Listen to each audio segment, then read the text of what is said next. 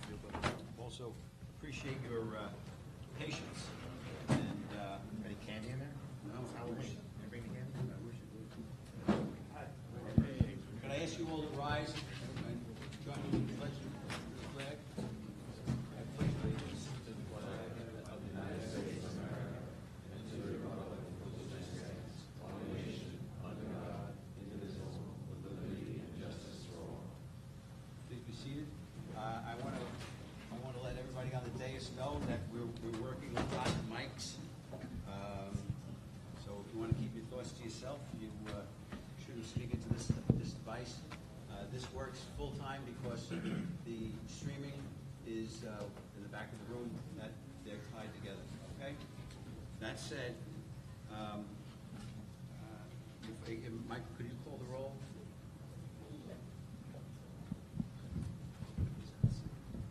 Thank you, Chairman.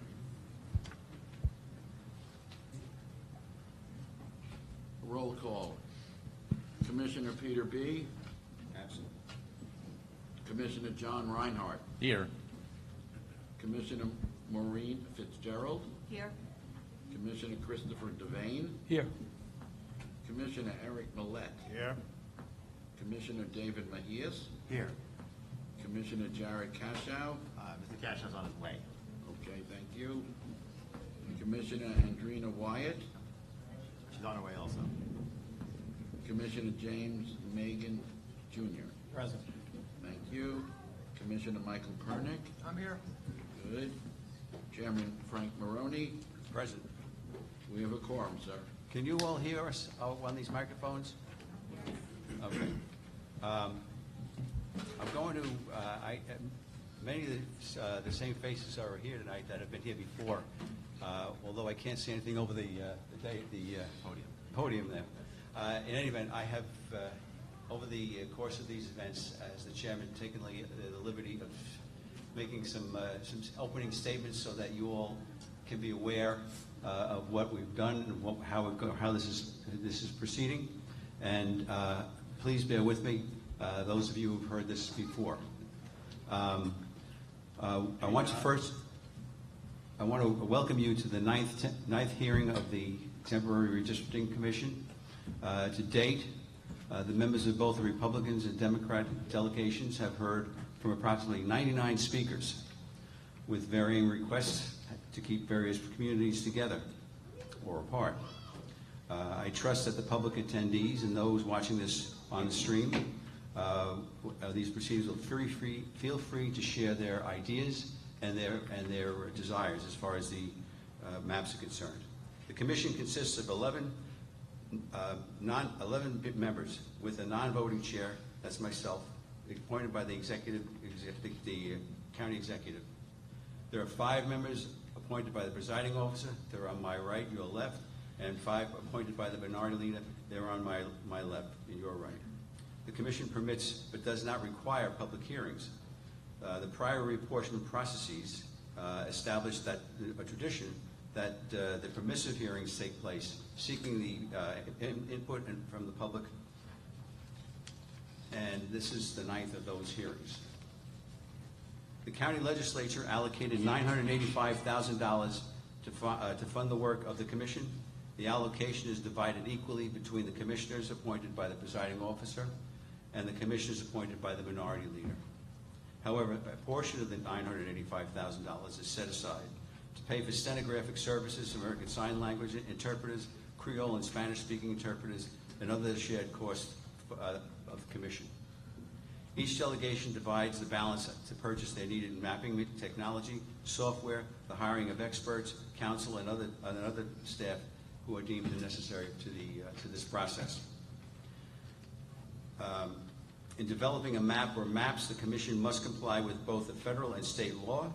The proceedings have to be fair and transparent to the public.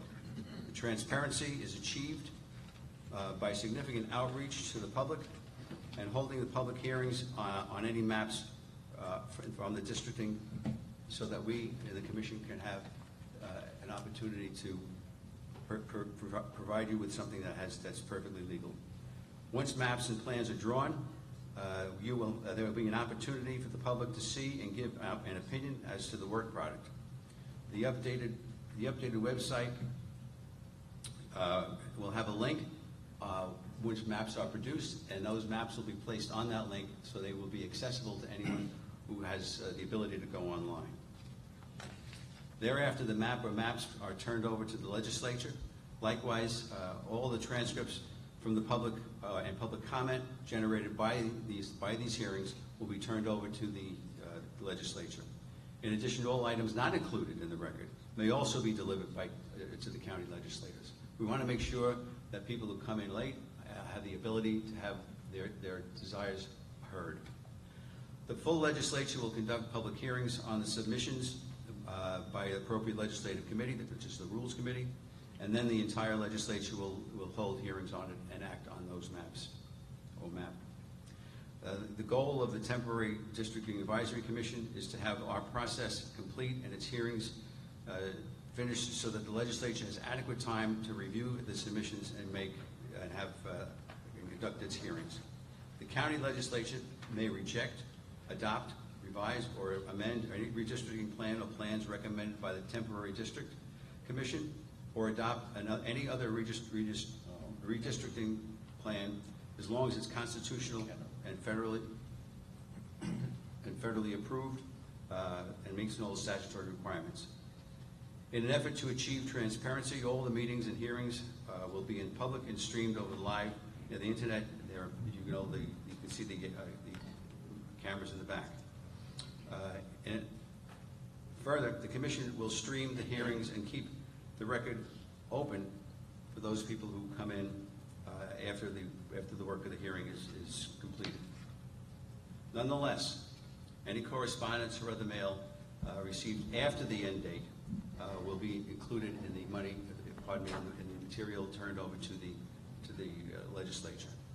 In preparation for this hearing, a notice of this meeting and others were sent to the following: the Office of the County Executive, all the county legislators, members of the Minority Commission delegation, members of the Majority Commission delegation, Nassau County League of Women Voters, the City of Glen Cove, the City of Long Beach, the Town of Hempstead, the Town of North Hempstead, the Town of Oyster Bay, 22 villages in the Town of Hempstead, 30 villages in the Town of North Hempstead, 16 villages in the Town of Oyster Bay, 55 libraries, including this one we're in tonight, 57 school districts, 67 civic associations, 50 chambers of commerce, and approximately 150 members of the media and news that service Nassau County.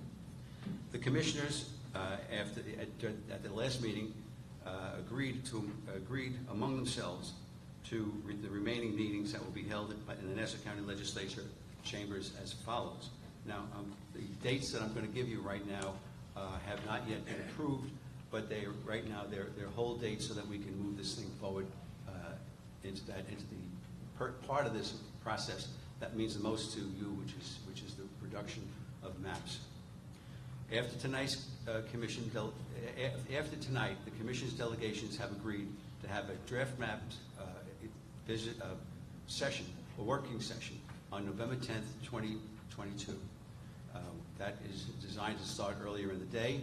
That is a work session, which means that the commissioners will appear at that event. They will then open up their maps. Their respective consultants will describe the maps. We'll go through the processes that they went through. We'll talk about all the issues relative to those, and then there'll be an exchange between and among the various commissioners. There will be no public comment at that session. After the work session concludes, the maps will be posted on the website, as I stated earlier.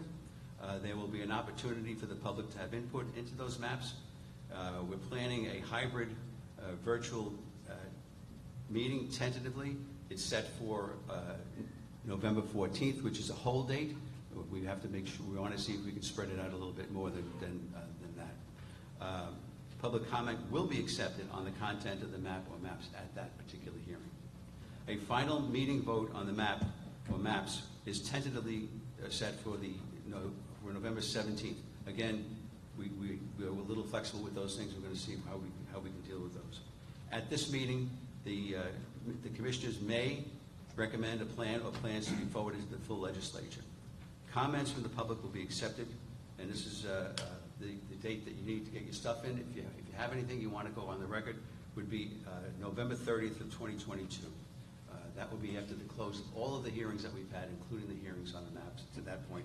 And that's the juncture at which everything is turned over to the legislature, and they have to hold their hearings and their proceedings at that particular time. With that, Mr. Mejias, I know you have something to add to that.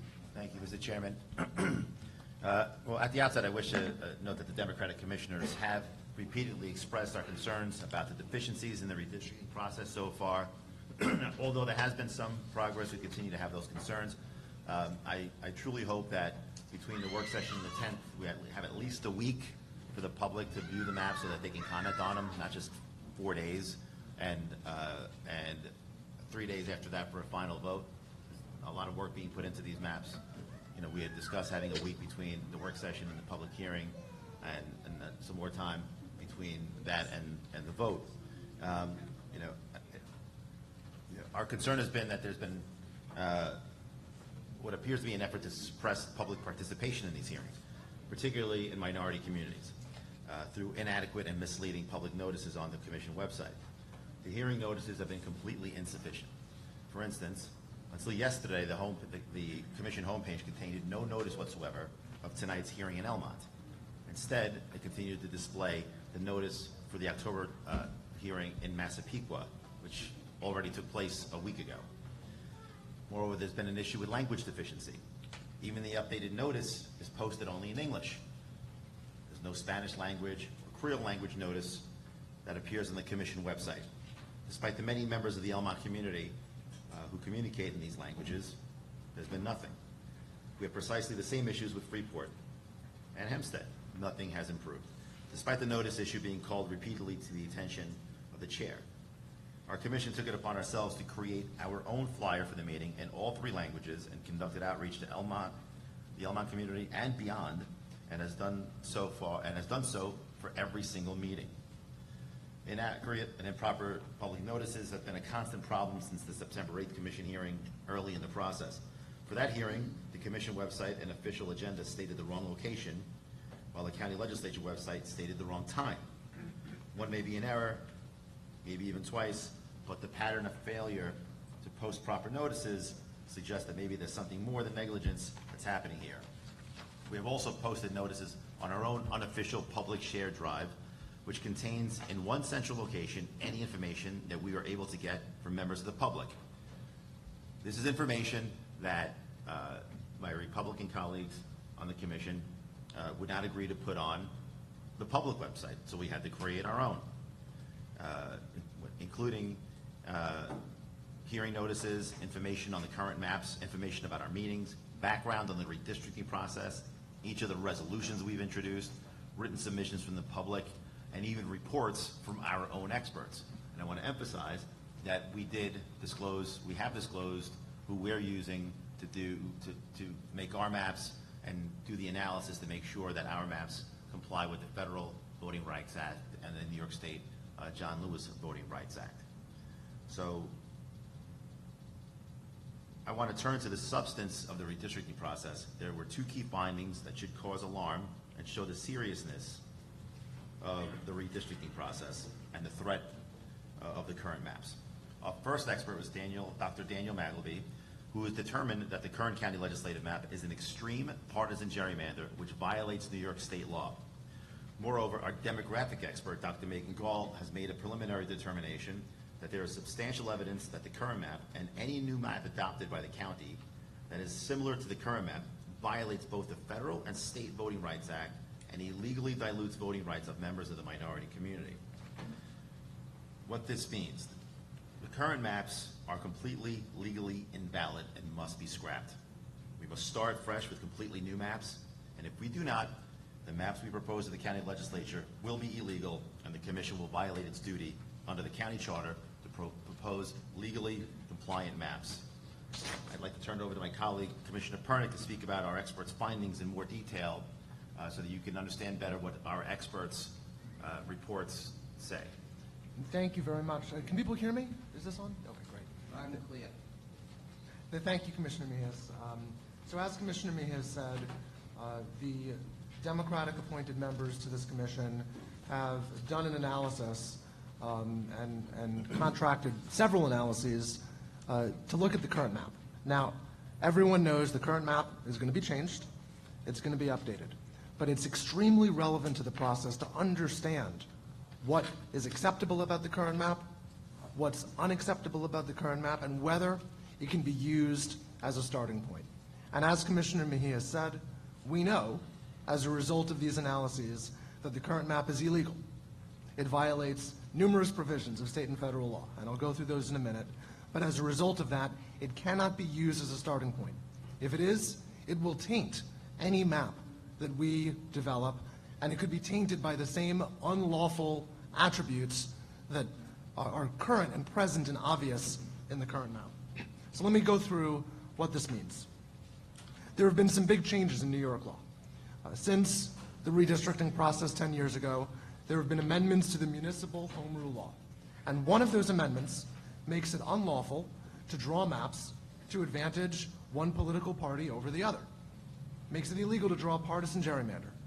And there are accepted methodologies for evaluating whether a map is a partisan gerrymander. The most broadly accepted methodology is to do what's called an ensemble analysis, where you draw random simulations of large numbers of maps and measure how the map that you're looking at compares to those random simulations of large numbers of maps. So we had one of the leading experts in the country under these methodologies do an analysis of Nassau County. He generated 10,000 random simulated maps. And what did he conclude? He concluded that the current Nassau County map is a more extreme partisan gerrymander and has more Republican advantage built into the map than all 10,000 randomly simulated maps.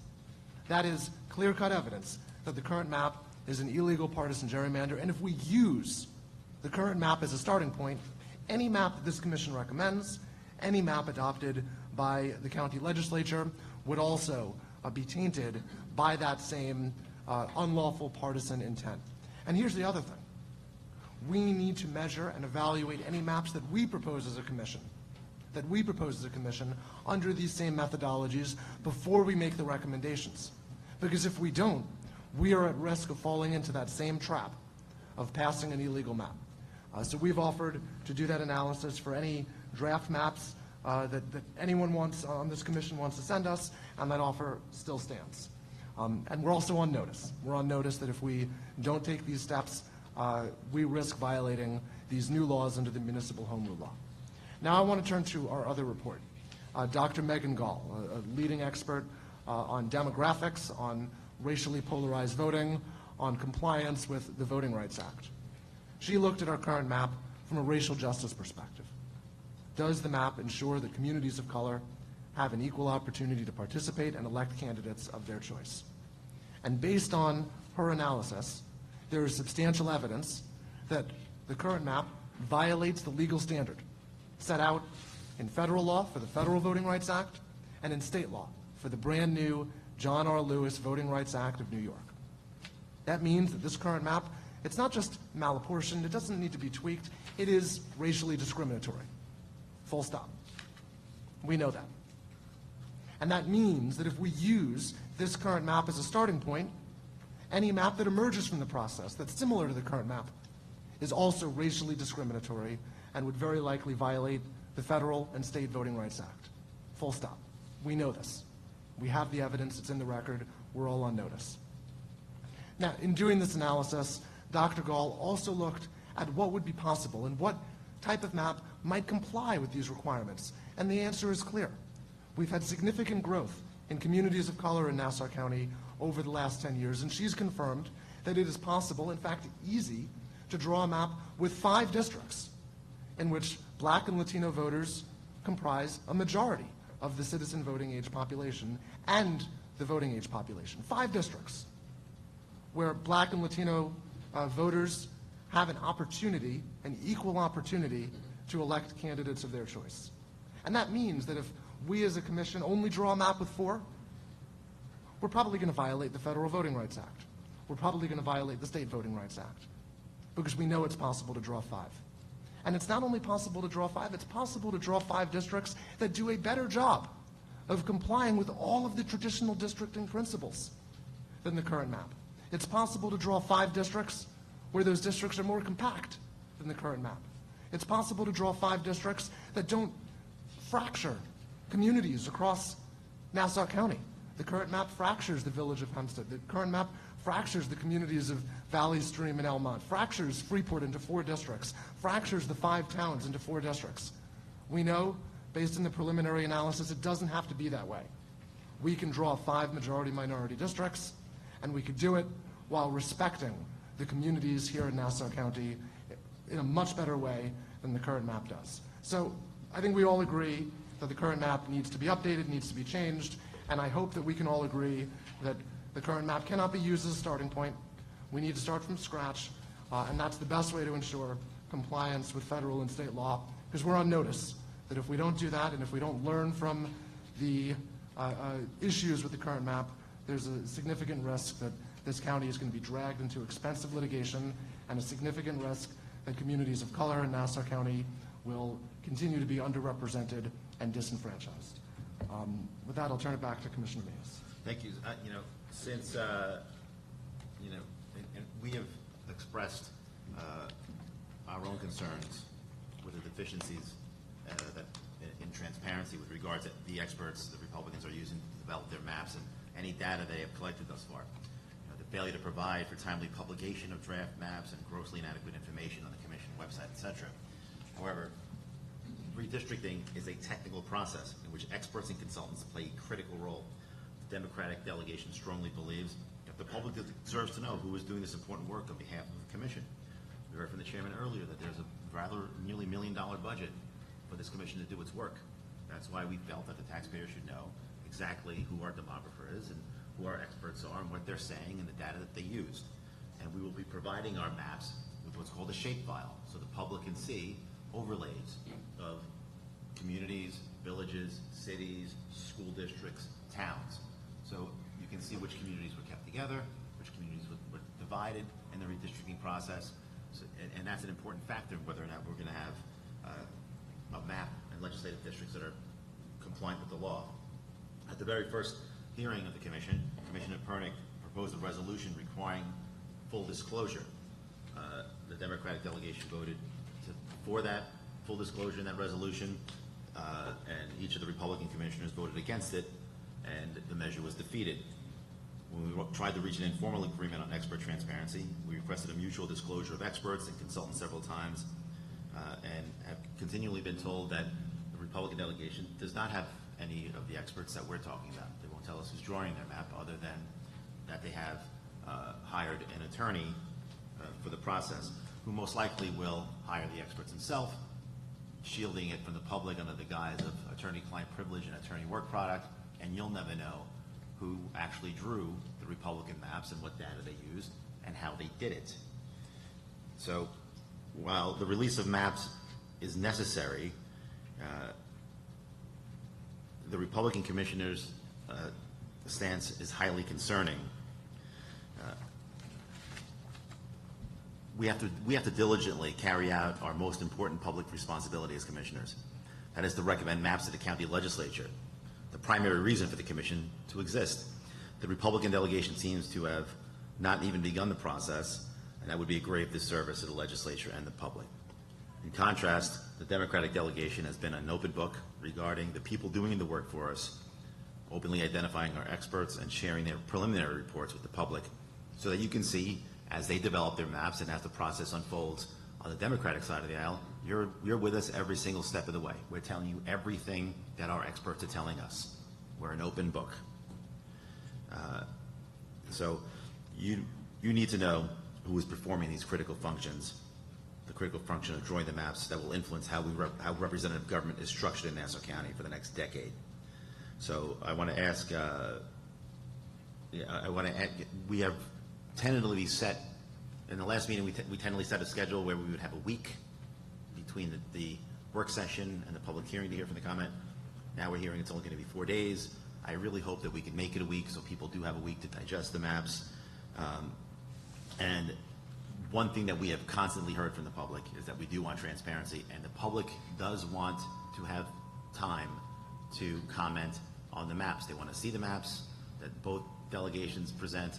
They want to comment on them, and they want to know exactly what went into drawing them. So having said that, I do appreciate it. It seems like we have a lot of people here today, and it's been very well attended. We're coming sort of to the end of the process, but hopefully it won't be abbreviated so that you can have the input that you need. I want to thank all the other commissioners for being here tonight, and the chairman. I want to thank, I see Chief Deputy County Executive Arthur Walsh is here. He's been at every single meeting front and center from Bruce Blakeman's office. So thank you for coming. We appreciate it. We know you're a big Yankee fan, right? Aren't you a Yankee? No, you're a Met fan? So it doesn't matter. Both seasons are over, right? So that's why we don't see your AirPods in. Go Phillies. So we do appreciate it, and again, as much as we do, by the way, as much as we do fight on every single thing, we also, there's been a very high level of decorum and respect throughout this process, and not making it personal, but the public has very much been involved, informed, and has told us that they want to be involved and informed. So thank you. Mr. Devane? Yes. Good evening, everybody. My name is Chris Devane. You haven't heard much from me. My mom always taught me, especially we're here tonight to listen to you, that if you're talking, you're not listening. And what we tried to do is to listen. And I just want to tell you on behalf of the Republican delegation that we've heard from Mr. Pernick, Mr. Mejias, as we do before every meeting. And I want to tell you that in my background, that I was on the Board of Ethics with Mr. Pernick, Mr. Cashow, for 2 years. And we never once looked at each other as either Democrat or Republican. We did and performed those duties in a very apolitical way, non-political. And we hope to do that again here. So I do have experience with Mr. Cashow. I do have experience with Mr. Pernick, and I have the utmost respect for them as far as that's concerned. I've known Mr. Mejias probably for about 30 years. When I was a young prosecutor, he was a young defense attorney. I was in kindergarten at the time. Exactly. It was a kindergarten field trip to the DA's office. I've become a defense attorney, and I don't see him in the hallways anymore. He's become a big shot with nicer suits, so I don't see him anymore. But I do have tremendous respect for him. And when I say to him, how are you doing, how's your family, I mean it. We don't change when the lights go on. And I'm bringing this up for a reason. And the reason I'm bringing this up for is that my hand is extended on the Republican side to the Democrats to work together. You haven't heard from us because this is about you. It's not about us. So I know the other members of the Democratic delegation. I have the utmost respect for them. And I've dealt with, as I said, Mr. Pernick, Mr. Cashow, Mr. Mejias. And I have just as much respect for the Republican delegation. And I want you to all know that. I have respect for John and Peter and Maureen and Eric. And some things that have been said to this Republican delegation were probably uncalled for, but we move on. There's no sense in shouting out. You all have your time to talk. But I also want to just tell you, again, this is not about me, but over the last 30 years, I've been a criminal defense attorney. That means I've stood up for civil liberties of people of color in Inwood, Lakeview, Hempstead, Long Beach.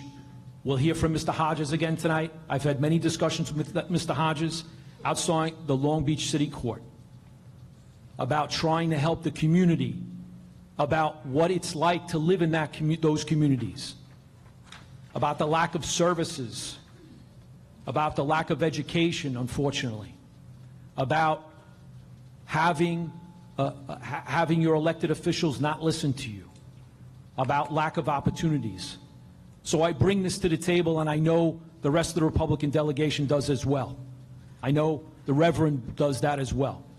But I also want to tell you as we start this, that no one has a monopoly on good government. No one has a monopoly on transparency. No one has a monopoly on what the right thing to do is. And how do we know that? We don't need to go back 10 years. We have the president of the Elmont Library who's going to speak tonight, who had to go to Bath, New York to testify in front of a special master. And why did she have to do that? Because the state Democratic delegation, in a very partisan way, tried to jam and gerrymander the legislative districts of the state Senate and of Congress. So we don't have to go back 10 years. We can go back 6 months and see what has happened. And in that case, when they did the maps, ladies and gentlemen, they had experts, they had map makers on their side. And you know what the Court of Appeals said? 6 of whom were Democrats. This is so beyond the pale, we have to throw those maps out. This is so over the top that you tried to jam this down because you have a supermajority, jam this down everybody's throat, and screw Elmont, forgive the expression, in the process, that we're going to throw it out. And the special master said to the Democrats, not your map maker, not your experts. I don't know what this expert that they have on this side would have thought about what happened 6 months ago. I don't know if he was involved in that. But what I'm saying to you, ladies and gentlemen, is no one has a monopoly on this. No one comes to you and says, we're squeaky clean, the other side's the problem. Because that has occurred over the last several meetings. But I say this to you, I know what the pain is. I've represented people, thousands of people in these communities over the last 30 years. I get it. I know what that's like. But no one's ever said to me, when we don't have the possibility of a good education, we don't have the services, no one's ever said to me when I represented them, are you Republican or Democrat? They don't care. They don't care. When you take away their liberty, you take away their future. It's not about Republican and Democrat. So I need to say this before we start, that my hand's extended, as is the Republican delegation hands is extended to the Democrats. You don't have to believe me. Ask Mr. Pernick and Mr. Cashow. I've worked with them in an apolitical way. Ask Mr. Mejias, practically raised him as an attorney, but ask Mr. Mejias. I can work together with Mr. Mejias, and so can the rest of the Republican delegation. So as much as respect I have for this side of the table, it exists on this side of the table as well. No one has a monopoly on transparency. No one has a monopoly on nonpartisanship. So please keep that in mind as we come up and have these conversations. And Mr. Hodges knows what I'm saying is true, because over the years we've had these discussions time and time and time again. I know you're standing up, you'll get your turn, but he knows it's true. I just want to see you. So, having said that, we want to hear from you. We want to hear your concerns. We want to hear what you have to say, because this is about you, not about us, not about map makers, not about experts. It's about you. So let's hear from you. It's 45 minutes already. Thank you. Thank you, Chris. I want to say thanks, Chris. I appreciate the kind words. And that case, the Court of Appeal case, is Harkenreiter v. Hochul. I'll give the site for you. Maybe you don't have to do that when you go to court, but we do. Harkenreiter v. Hochul, and that's exactly, and what happened in that case and how the maps were thrown out is exactly what we're trying to avoid here. So again, this is about you. We're going to listen, we're going to hear you, but we also should listen to you and what you had to say. And that's why we have the transparency that we have, and we're calling for on our side of the aisle. Thank you. And I just want to take a moment also to thank Mr. Devane for his comments. I really enjoyed working with you in the Board of Ethics. I think we had a really positive and collaborative operation. You, me, and Jared, we did really good work. It was never partisan. It was always focused on doing the right thing for the public, and it was always transparent. And I'm really, really happy to hear you participate in particular, because I know that you're a good person. I know that you want to do the right thing. So I mean that, and I'm grateful to you for speaking out today. The one thing, I mean, on transparency, we've been asking for weeks to know who's drawing your maps. We've disclosed who's drawing ours. We've been asking for weeks just to know the name of who's drawing your maps. Is that something that you'd be able to share as part of the olive branch, part of the overture? When I promise you, when we have that information, I will contact each of the Democratic delegation through our chair personally. Okay. If I may start where we were supposed to start, or I'm going to start with something that Peter B. says all the time. Peter B. is in our delegation. He's home sick for the second day in a row, and he always says that we will abide by all the rules. The truism about map making is that all districts are subject to geography, population, and context. These are real limitations and also they're subject to state law and federal law. That is our guideline. That is the only book we need to worry about. With that, I'll call Mimi Pierre Johnson.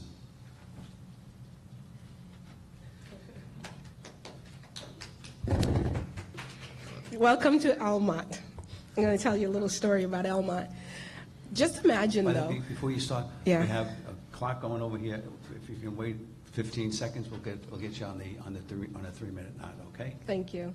I could start Start. there, and then you could start your 3 minutes Yeah, out. go ahead, No? start. Give it the extra 18 minutes. Just imagine what we've just heard now, if that happened weeks ago, how far we would have been. This beautiful screen would have had a map on it. But, okay. I just want to say thank you for coming to Elmont.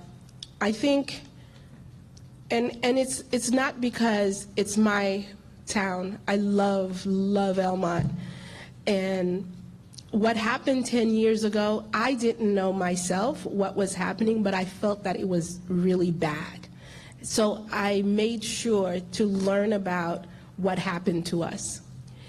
I don't know if there's anyone from the 5 towns here, but I keep talking about them because I remember how much they begged. And we shouldn't have to beg for what belongs to us.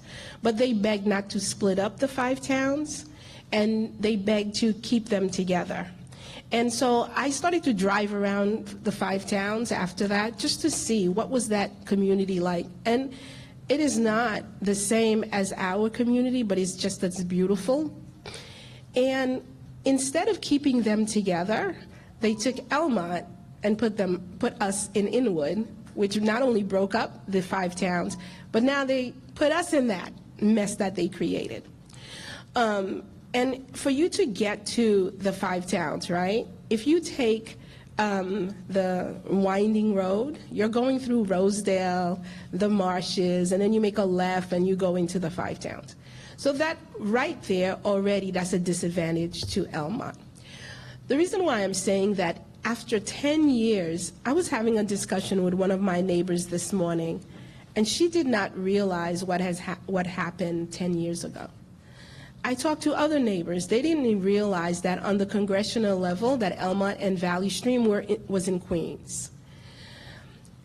Some of my neighbors didn't realize that we had 3 senators representing Elmont. And when that happened within the redistricting, it doesn't mean that you have more representation. It just simply means that you've been cracked, you've been packed, and you have no voice. This past election in 2020, I did not have a choice to vote for a town council person. And this is what happens. It's not an automatic thing that, the map comes out and then, okay, so another 10 years we'll fight it. It's a gradual thing that happens. You wake up one day and you say, oh my God, it's almost like we're not being represented because your voice is not as strong. And let me tell you what happened to my little block. In 2013, if you look at the Senate map, I know this is about the local and the legislatures, but on my side of the street, if you looked at the Senate map, it was Senate 9. Across the street was Senate 7. Not like around the corner, down the block, but it was actually across the street. And why did that happen?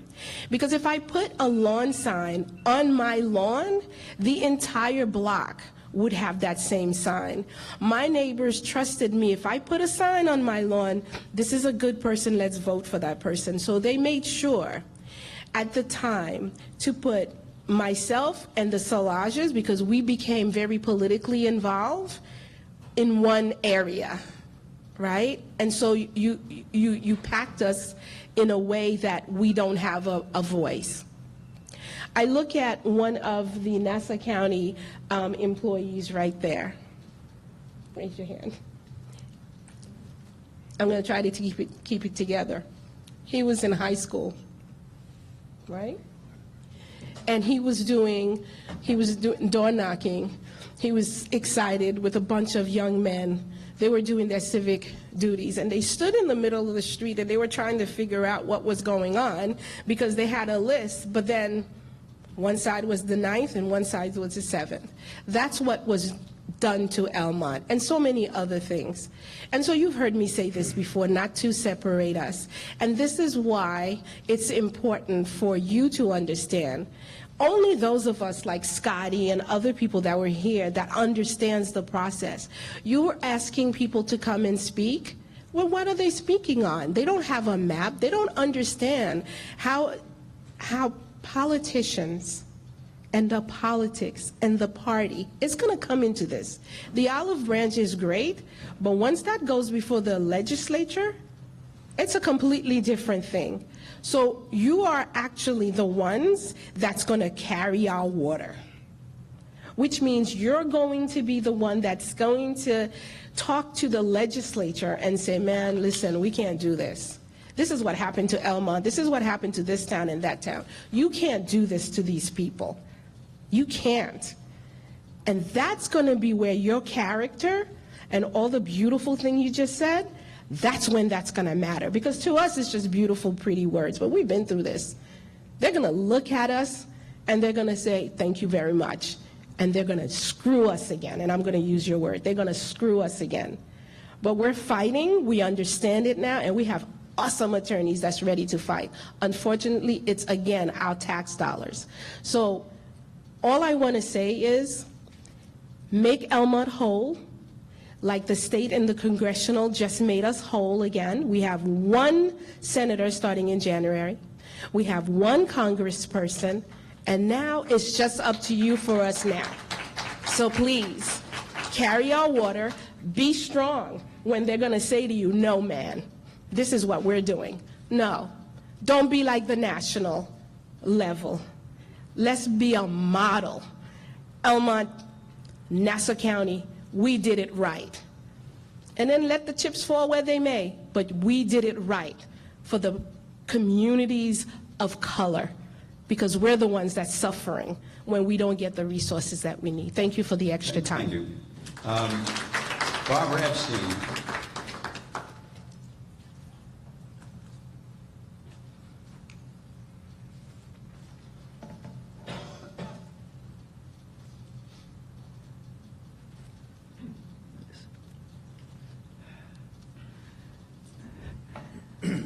Good evening, ladies and gentlemen. My name is Barbara Epstein, a member of the Nassau County League of Women Voters Redistricting Committee. You've heard this before, but for the public as well. The League is a nonprofit, nonpartisan organization that encourages informed and active participation in government, works to increase understanding of major public policy issues, and influence public policy through education and advocacy. Last week, you told us about the dates for the proposed map presentation with supporting data on November 10th. Now we're hearing about the same date for November 10th, but Ms. Maroney, you didn't give us a specific time for that hearing, which is scheduled, you said, to be at the legislature. Do you have a time for that? We hadn't agreed upon a time, but we were looking to start in the early afternoon. I believe, am I incorrect on that? Is that your recollection? I think we're doing 6 o'clock. Okay, then we're doing it in the evening, but it's a work session. Right, I understand, but we can come to the work session. Right, Okay, but you don't have a time yet? 6:30, 6 6 o'clock. 6 o'clock? Okay. good. Just for the record, Commissioner Cashow is now present. Okay, thank you. All right, now, of course, the other dates have been changed from what was presented last week. My question to you is, you're now presenting November 14th and November 17th, but you said that those are tentative. When will that time be determined as to which dates are actually going to be the dates, so we can have it on the website and we can tell the people that we represent in the different groups exactly when those dates will be finalized? We don't control the legislative chamber, so we have to go back and we have to get permission to use it like everybody else does. All the planning commissions and all the other commissions that use it. As soon as we can get a date that spreads it out as far as we can, we will have a date for you. If you have the number, give me a call in a couple of days and we'll have an answer for you. Okay, because we're talking 2 weeks now for the first date, which is the November 10th date. Right. Okay. All right. Then when will it be publicized, like, on the website and to all the organizations that, that you spoke about this evening? The rules say that we do it 7 days ahead of time. But you want to call early, you can call earlier. All right, is it possible they can give us more than 7 days for the community to be aware of what's going on in different organizations? And also, when the maps are presented at the 10th, Yes. how quickly will all of that information be posted to the website? Will it be the next day? I'm not sure I understand. Well, we're talking about putting it on the map onto the website. Right. Okay, what I'm saying is, when will that information be put onto the website? That'll be put onto the website as soon as the maps are there, and I guess they're going to be shrunken down so that we can have it on the.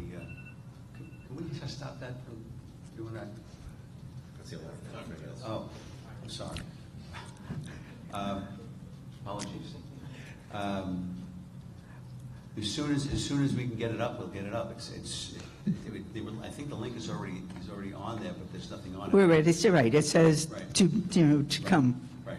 Okay. So if we have the data, we can put it on that day or the next day. Well, hopefully For the that, work session, I think you have a good point. We should know the date and time. It should be well publicized, but we should also have an agenda.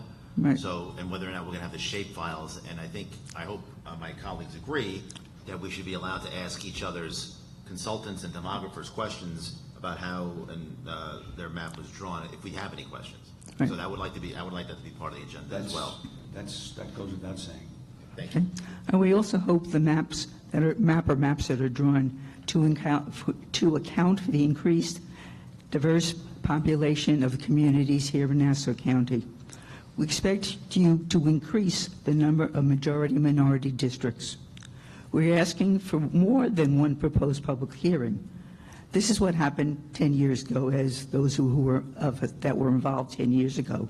We talk about transparency. We ask you to do better.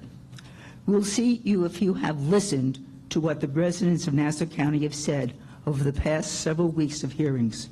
Keep districts relatively equal in size to maintain the principle of one person, one vote. Adhere to as we talked about, the new municipal law. Comply with all Voting Rights Act. Respect communities on interests defined by demographic and geographical characteristics, and avoid unnecessarily cutting up school districts, villages, and towns. Adhere to traditional factors like contiguity and compactness. Follow an incumbent blind process, meaning that the political affiliations and need of the incumbents don't affect district lines. We are looking forward to seeing the maps, I am assuming. And also, how will we know how the $900 plus $100,000 you talk about are going to be spent? Will there be an accounting, and how would the public be able to see how the money is being spent?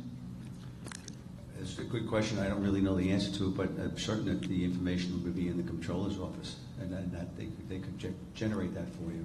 Okay. Okay. Thank you very much. Appreciate your time. Thank you.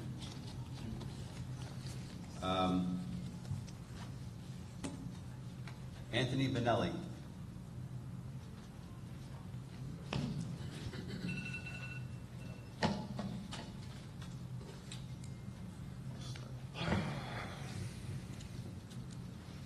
Very brief. My name is Anthony Benelli. I'm a resident of Nassau County. I live in Valley Stream. I'm a school trustee for Valley Stream District 13. I do not speak for the board.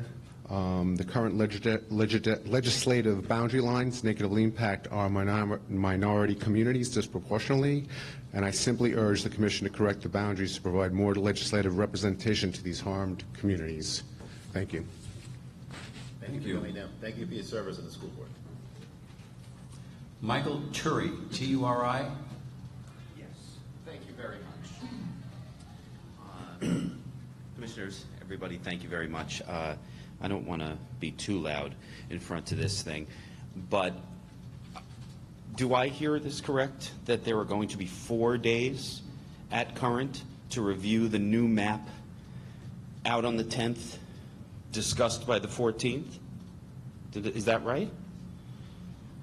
The new map, whatever it is going to be seen in its final version sometime thereafter, once it comes out of the county legislature. This is just one step in our process, and we're trying to fix the dates so that we don't have that. We don't control. But right now, we just said it was 4 days. We said no. We said it was tentative. Okay, well, anything less than 2 weeks, anything less than enough time for the public to digest the information, like it's to have just heard what this gentleman said so eloquently about respect. I'm glad that you respect each other. Doesn't necessarily show respect to these people back here to not have enough time to judge something. People choose their legislators, not the other way around. And not allowing people to see how that would be done in the appropriate amount of time for a reasonable person to develop a response to it is a sham. But I am here to speak on behalf of the 5 towns. I'm so glad that someone brought that up. I am from Woodmere. I got involved in politics about 10 years ago, and seeing how the 5 towns was ripped apart from one cohesive legislator, which included everyone, to then be put into 4 was really something that hurt the 5 towns residents. They don't know who to speak to about what based on where they live. The Woodmere Club is a huge issue in the 5 towns, the threat of the 6th town, as they call it. That's in the 4th legislative district, but most of the people who are going to be affected by that actually live across Broadway or West Broadway in the 7th legislative district. But the people on the other side of 878, where all the traffic's going to come through for the construction trucks, where our legislator in attendance tonight is in fact a representative in the 3rd legislative districts, they have a completely different person that they have to speak to about a common set of concerns for a single community. I urge this committee to consider recombining the 5 towns together into a single district. 5 like communities that have a like shared heritage with each other, 2 shared school districts. As someone who grew up in Woodmere, we didn't differentiate between the others. It was one large community that I had the pleasure to ride my bike around. But now it doesn't feel that way because it's been so scattered in different directions. I urge you to find a way to join this community and make them whole, as they were on the 2003 map. Long Beach was connected to Oceanside and Island Park, another combination that seems to make much greater sense than the current snake-like 7th and 4th-like district that includes it now. Please don't hear and, in fact, listen. Thank you. Thank you. Marvin Amazon? Did I pronounce that right? It's Marvin Amazon. First off, I just want to Peter B., I believe it was, that you spoke prior to, when Michael Pernick asked you about the names of the people making the maps, you said you don't have them yet. Is that because you don't know who they are, or you haven't started the process yet? That was Mr. Devane. Oh, sorry. That's I okay. couldn't see you from over there. You can call me Peter B. That's all right. Okay, cool. Especially if you don't like my answer, you call me Peter. So my understanding in talking with the Republican delegation, that is imminent, and we're going to pass this information along. Okay, perfect. And then, so this is the last time we're having public comment before the maps are shown, right? That's for everybody. Okay, I'm sorry, before the maps, or what? are shown to the public. Yes, this is the final one, yes. All right, so I was at the first meeting, and I just wanted to make sure I was here for this last one as well. And at the first meeting, and somebody said there was like over 100 people who spoke and to you guys prior to this, right? Okay, so at the first meeting I was at, the meeting ended at 8:30 around there, and I don't think there was 100 people that spoke. We each get 3 minutes to speak. 100 people are supposed to speak to you at the time, or have spoken to you already. It's about 5 hours. I think we mean in total. Yeah. So the public's only gonna get to speak to you one time after the maps are shown, right? So on the 17th or the 14th, depending on the dates you choose. Whatever day it is, that hearing would be open to the public. And that would be one hearing. Right, Yes. Yes. We've talked about so many different dates, I want to make sure. The second hearing we would have would be the 14th, if that's the date. And that would be for Public your comment. input on maps that would be released on the 10th. Okay, and then there's going to be a final That would vote. be the only hearing where the public could Thank you, I comment. appreciate that. So I would assume that you would start the meeting a little bit earlier, so, you know, I'm pretty sure there might be a lot more than 100 people who want to speak at the time. So I just want to make sure that, you know, you guys are, you know, well informed that there might be a lot of people who come to that last meeting, and we're not going to get cut short because people have somewhere to be during that meeting as well. We haven't fixed any of those dates yet. They're not etched in stone yet, and we'll take that into consideration. Thank you. But Yeah, in so terms of- 6 to... You may be correct in terms of the time. I mean, I think we had said 6 o'clock so that people can go after work, and maybe we need to do an afternoon and an evening. I mean, Or maybe even 2 meetings as well. that would be very helpful, yes. All right, thank you.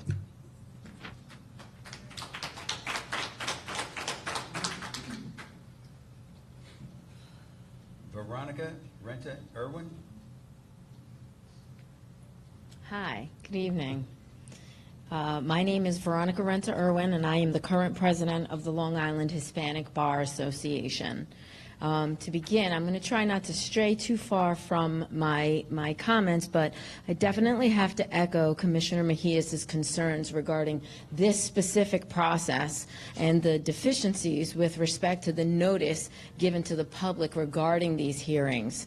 I've been working with the League of Women Voters, the Hispanic National Bar Association, Latino Justice, and Pearl Deaf in trying to get our community out, our severely impacted community out to these hearings, and I myself was not given the exact time and location for this meeting until 2 days ago. So although I appreciate sentiment and olive branches, there are certain facts that we cannot escape. And so when Commissioner Mejias talks about the fact that these meetings were not well publicized and the fact that there was conflicting and misleading information given about these hearings, I simply cannot put those facts aside for, you know, sentiment.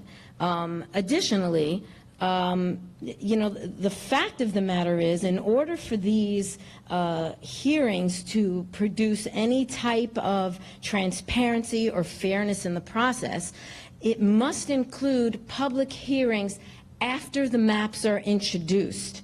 There is no other way to have a meaningful discussion around redistricting or mapping processes unless it's specific to maps. So I'm not really sure how we are all supposed to speak in generalities without being able to actually look at a map and be able to give this commission, before the maps are given to the legislature, comments about where those lines are drawn. That having been said, I would like to share some other significant facts with this commission. In the last 10 years, the Latino population has grown significantly across the country, in New York State, and in Nassau County. Specifically, in the last decade, the Latino population in Nassau County has grown over 30%, and Hispanics now make up 18% of the population. According to the 2020 census, there are now 52 communities on Long Island where Latinos constitute 20% or more of the population, which is up from 39, and there are another 11 where Latinos make up between 19 and 19.99%. I also want to point out that within that 30% increase in the Latino population, it includes a 16.8% increase in Latinos that are of voting age. Now, it's been suggested that the current maps may be reintroduced or used as the basis for the next set of maps that will then be our maps for the next 10 years. If you could wrap it up, I'd appreciate it. I will do my best.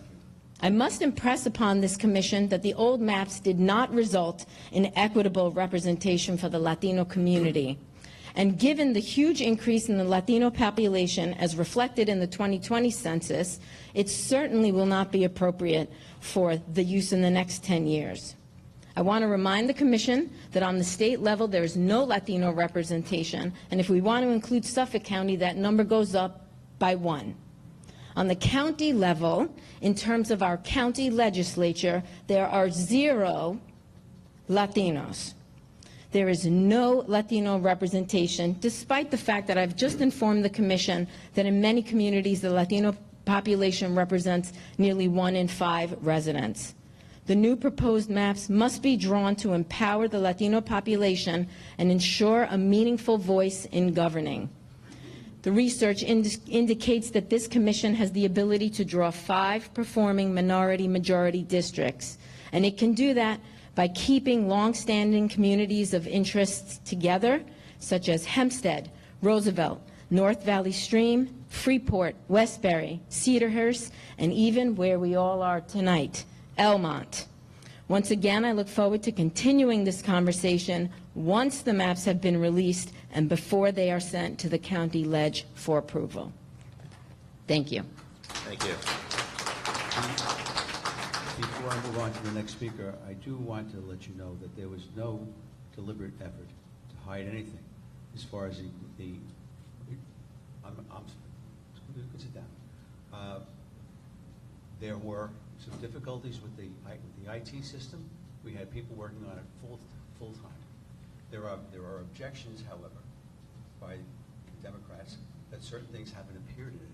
However, at the end of this process, what's going to happen is they're going to be able to put together a packet of anything they want to put together and send it over with the official record, which is what we're having here, as well as the Republican delegation doing the same thing. They can do that. That's how it's been done for 30 years. And sir, I appreciate your comment, and I don't mean to attack anyone personally, but when I go back to my community, I have to go back to them with the results, with the facts. And so while I appreciate your good intention, and I'm sure that everyone here is trying to do their best, that doesn't negate the result. And the result is confusion and a lack of participation that otherwise could have occurred if there was clarity. And frankly, that can be rectified by having additional public meetings after the maps come out. Could I ask you a question? You said you learned of this a couple of days ago? Yeah. And I don't name any particular, how did you? Yeah, learn this? I have been coordinating with Cesar Ruiz from Latino Justice Pearl Deaf, who has submitted his comments in writing this evening, because he couldn't make the meeting, because he couldn't get here from where he is on such short notice, which is an exact example of what I'm talking about. And I actually Can I ask have his another question? comments here. Can I Please ask do. another question?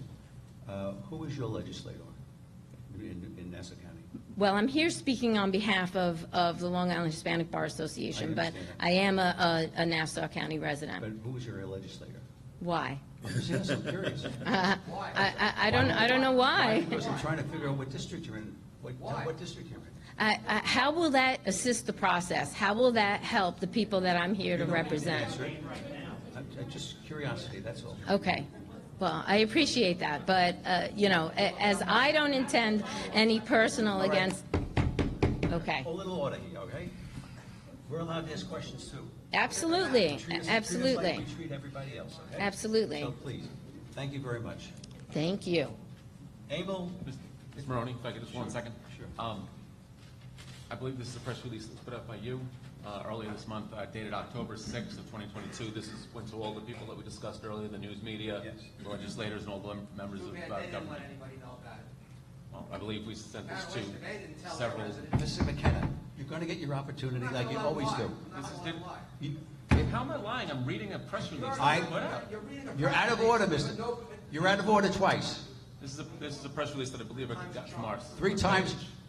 Hands up. It is a She's public, not on the record. it is a public notice. He's It was public. out of line, and I'm not going to tolerate it. He does this at every meeting. Enough is enough. It's a public notice. Act like a gentleman for a change. Well, let's just watch our language, please. There's like, there are kids in the back. I Stay mean, in the gutter where you belong. Sent that out, but nobody told anybody about it. Okay, you sent it to the town of Worcester Bay, but they didn't tell anybody about it. So this was a press release that was put out on October 6th, and it listed the next 4 meetings at that time on October 13th at 6 p.m. at the Carolyn Atkinson School in Freeport, the Glen Cove City Hall meeting on October 18th, the October 20th meeting at Massapequa Community Center, and tonight's meeting here at the Elmont Memorial Library. I know we This was an effort to try to move forward. That's correct. It's buried on the Nassau County That's correct. website, and nobody can find it. And so there's no misunderstanding. A request was made by the Democratic Council for a list of all of the people that these were mailed to, and they were supplied. If they haven't been supplied yet today, then they were supplied today, and there are a list of everybody who received those notices. So that's that. Emil Vitrani. But, sir, can I just ask a question respectfully? Was that the information that was on the website? No. Yes. Well, all the information it's not that, I'm sorry if that's what you believe, but it's not true. If you have time during the course of your busy day, Okay? give me a call. I absolutely- And I'll sit down with you, and we'll put you right through the whole thing. I absolutely. Wait, just for the record, the notice of this meeting was not on the redistricting commission's website. So it wasn't. So Commissioner Mejias, if we Commissioner Mejias, so if we were not provided a copy with that press Can we get release, the rest of the speakers? and we were interested in coming to this, where would we have found that information? He's responsible. The only way, the public notice of this hearing on the website appeared yesterday. The only way you would know about this is because we've been trying to reach out to community groups. You know, I've called Latino Justice and Pro Tem myself to let them know like what was going on, but there was no official, there was nothing official about it. I will invite you to come to the office, and we'll go into it. Emil Vitrani. Is it Vitrani or Vitani?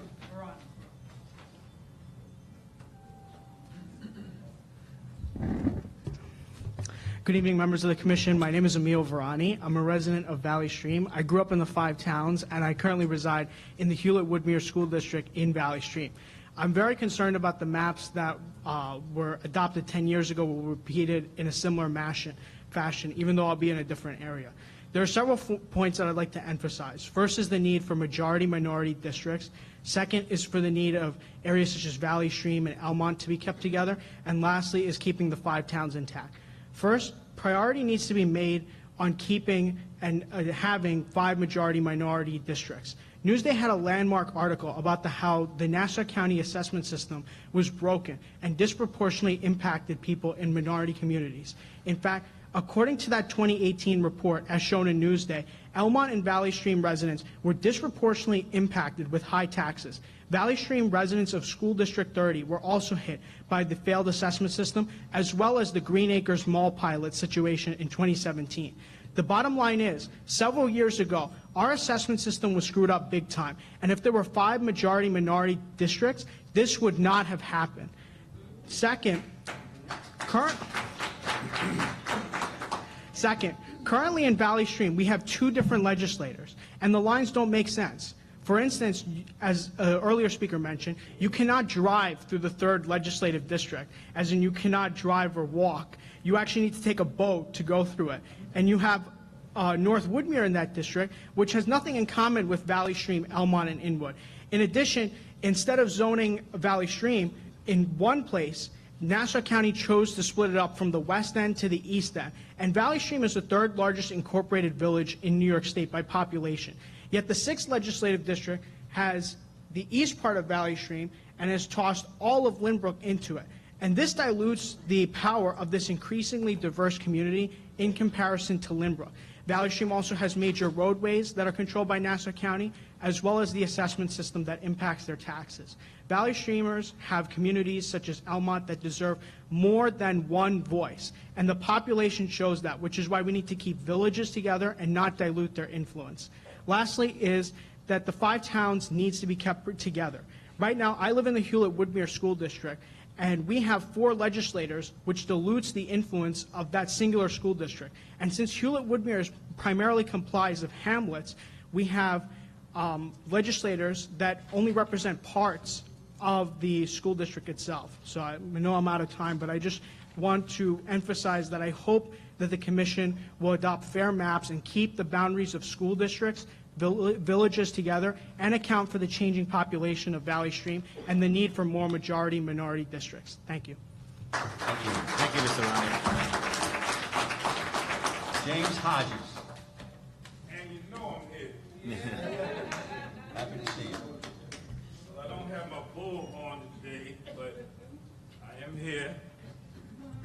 Hello, commissioners. How are you? Chairman, I'm happy that you're back.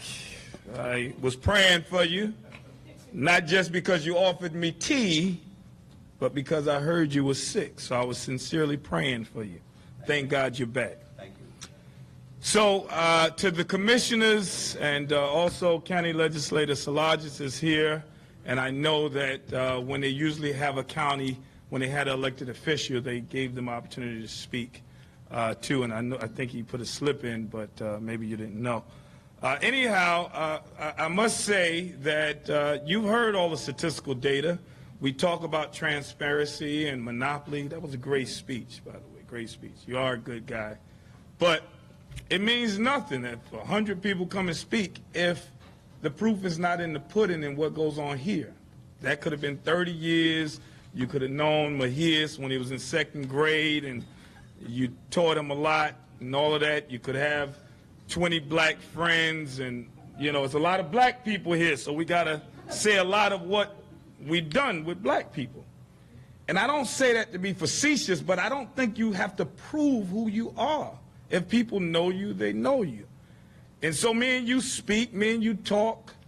And if you don't talk to me after this, like I said, God knows, it's all right. You know, you'll still be an attorney and do what you do and defend people and all of that stuff. But I don't think just because there's so many minorities, we got to put forth what we do. I think everybody should speak and everybody should be able to appreciate, you know, and Chairman, I didn't like the way you did the president of the thing, you know, with your hands sit down. She's not a little puppy. You don't do that. You know, I'm just saying that.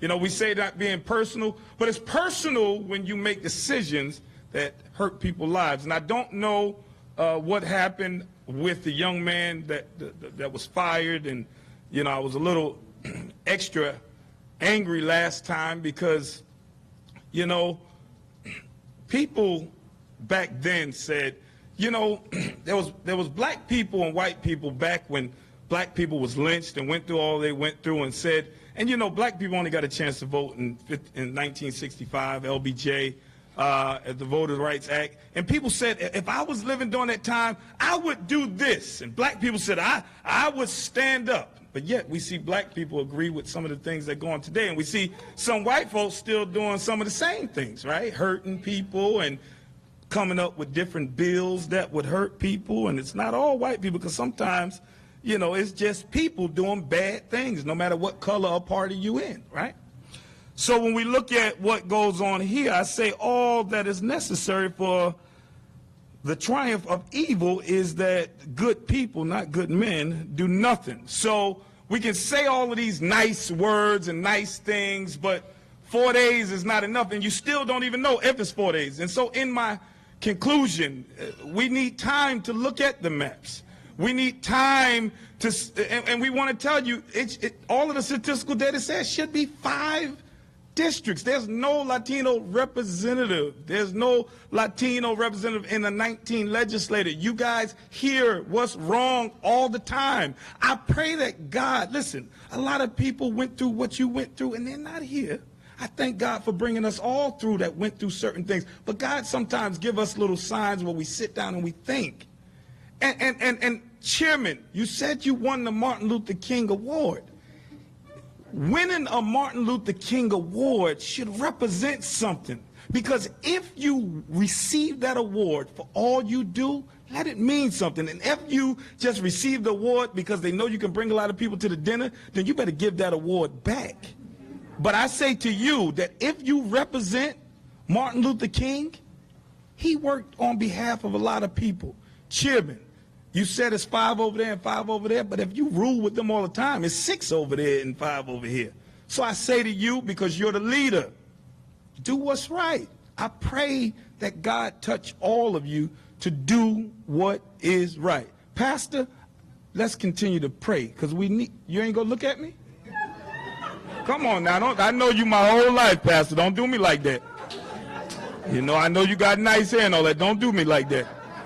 Come on. So our fathers are in heaven together. Both of them were pastors, you know, and we know each other a long time. We may not, everybody don't always agree, but we don't have to. Let us respect one another, all right, Pastor? And so, and welcome, you filling in. But last thing I want to say is you have more time gone than what's left, unless it's going to be a miracle, and that'll be another Mary miracle from the Bible. All of us, we could go tomorrow or whatever, but so in your last 50 years here on earth, all right, do what is right, Commissioner, please. God is watching you. Just like they replaced you right after you told them you were sick, they will forget everything you said or done as soon as you leave. They replace you and got somebody else. So do what's right. They don't care. They just care what you're doing to support their agenda, whoever it is. Please, there's black and Latino and people hurt, even white folks hurting by the decisions you make. So I love you all. I'm praying for you, and I pray that God deal with the soul and the heart and the mind, not the party, but I pray that God deal with all of you. All of you. Chairman, lead. You won the Martin Luther King Award. And don't forget, you promised me tea.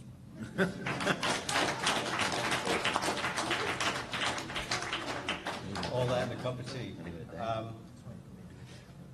Stephanie Chase. Good evening, everyone. I've attended, I guess, all the meetings but one, and still, it's the same thing. I thought at the last meeting that we were going to have more time to view the maps, the public, after it was set up. I don't know how to stress how important that is. We need time. Not everybody knows how to look at a map. No one, and we need time to really decipher and see what's what when you come up with it. And I hope that it's favorable. You've heard the same thing over and over from everyone. Everyone now has been asking for transparency, fairness, majority, minority. Let's see if we can get it done. I'm really kind of nervous here, because I got a feeling that you're going to go to the legislator, and I think all of this is just nothing. Yeah. Okay, thank you. Thank you very much. Maria Jordan Awalam, did I pronounce it correctly?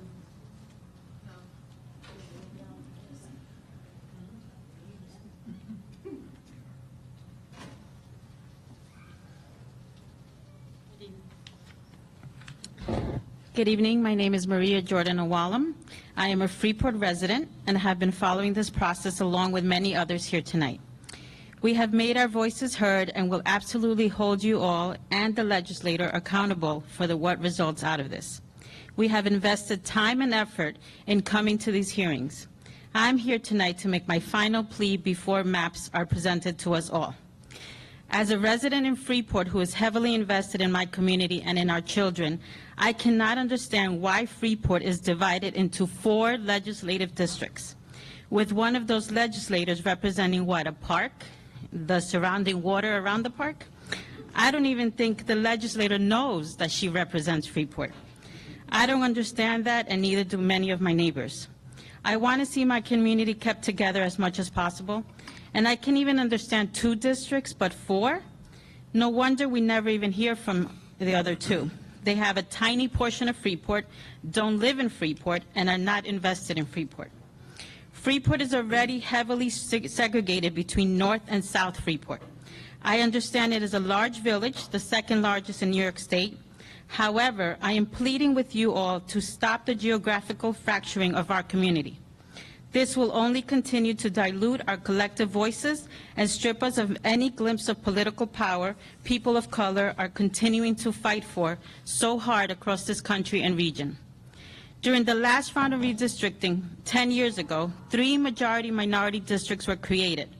However, these last 10 years have seen a huge shift in our demographics, and communities of color continue to grow rapidly across Nassau County. And let's keep in mind that the 2020 census severely undercounted many of our communities, particularly the Latino one, meaning that our numbers are even bigger than what was reported. Our representation in the county legislature needs to mirror what Nassau looks like today and what it will look like in the next decade. If this redistricting process is truly transparent and indicative of our population realities, the new legislative map will have at least 5 majority-minority districts. Our communities will accept nothing less. Thank you. Thank you very much. Yeah, but by the way, I think, I just thought of something. This is a very complicated process, going through this entire thing and the law and the contiguity and the racially polarized voting and whether or not districts are gerrymandered and the consultants that we hire and the hundreds of thousands of dollars that we're spending doing this. Maybe, I haven't talked to my delegation about this, but maybe what we should do is work with each other and present each other our maps 2 days before November 10th, so that maybe we can talk to each other about each other's maps for a couple of days before we do the work session, or at least take a look at each other's maps and consultants 2 days before on November 8th on Election Day. And I think that would be a very good way for us to work together, and I think that would be very collaborative. So I want to take the Commissioner Devane's olive branch and extend it even farther and put it to good use. And hopefully, maybe we should have a resolution that we will give each other our maps 2 days before the 10th. You guys okay with that? On my side's okay with it. Can we have a resolution? Can I propose a resolution that we exchange our maps by noon, 2 days prior to the work session, whatever date that may be? It's a good idea. I'll second it. So I just thought of it. It's a great idea. Let's keep an open mind to it, and let's. I just proposed a resolution. How about we make a decision on it instead of keeping an open mind? So that's why I proposed the resolution. So Mr. Purdick seconded it. Can we do that? If you would just stay cool for a little bit. I'm always cool, Chairman. I know your glasses. That said, it has merit.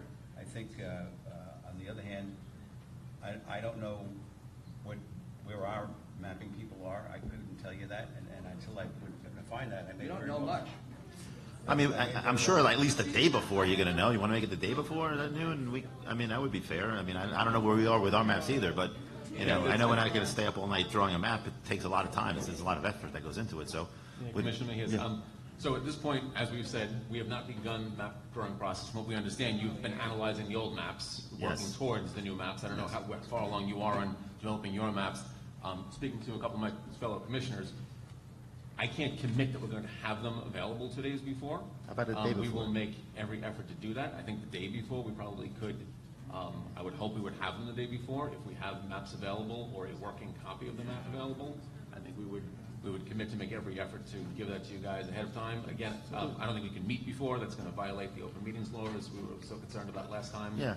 But, so I'll amend my resolution. So why don't, noon the day before the work session, we exchange maps? Why don't we, rather than a formal official resolution, why don't we do the olive branch thing, as we said, and we will, leading up to that date, discuss being able to exchange what we have available. Again, if I don't have a fully complete map, I can't commit here now to a legal resolution saying I'm going to give you something that I don't have in my hands. I don't know how you can make that commitment. Well, I mean, it's a complicated process. I mean, I'm hoping we have ours done by. Are we going to have ours done by? I don't want to interject, but there's a motion made that's been seconded. Perhaps this discussion should be had during the debate portion of the motion. So I amend it. So it's noon the day before the work session. We will exchange maps. Do I have I don't know if an amended motion requires a second, but if it does, for good measure, I'll second. Okay. So maybe we should vote on that. Why, do you guys want to talk about it for a second? Do you guys want to talk about it? I just thought of this, but I think it's a good idea. The sooner we get the maps out, the better. Okay, assuming the map is done on our side, I think we're in agreement that we give it to you, I think we agree to give it to you noon the day before. Okay, so let's vote on the motion. Amend it to say that. Can we Can we amend it to say that? Assuming that it's done. Your second has to I think what we're doing is committing to having it done noon the day before. That would be ideal, right? And if we can't, maybe we should move the day. I understand that, but I also understand that if it doesn't happen, we're going to spend 45 minutes of being told that we violated some resolution that, and we didn't produce it, and there'll be a little rabble around it, I'll bet. And I think we have to be specific, And the specific recommendation by Mr. Devane, I think is a legitimate one. If our maps are ready, we'll give them to you the day before. How about we change the work session if they're not ready? We'll move the work session a day back, or 2 days back, so that we can do that. I just think, I don't know, I'm not, my point is, we're not trying to hide anything, so if I come to you and say, it's November 9th at noon, we're not gonna be ready till noon tomorrow, maybe we push the work session back a day or two, but the purpose of the resolution is to make sure that the map is actually done before the work session, right? So now we go back to Megan Gall, Dr. Gall, and Dr. what's his name?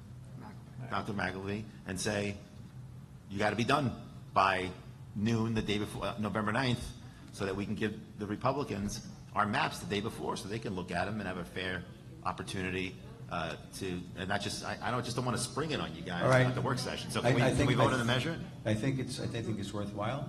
But the motion, as I understand it, is that the Democrats and the Republicans will exchange maps by noon the day before? Yes. That's the motion?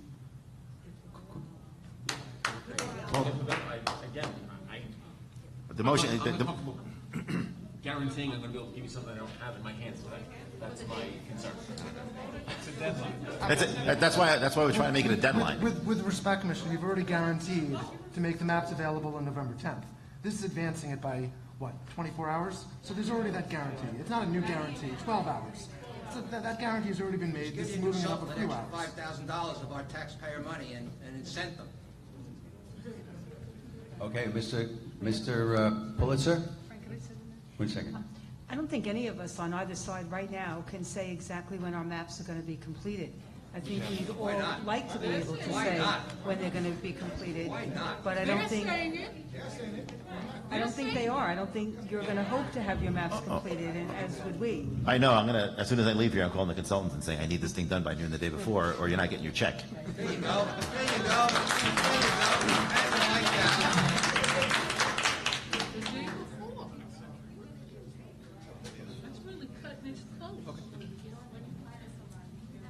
Sorry I sprung this on you guys, but I figured why not?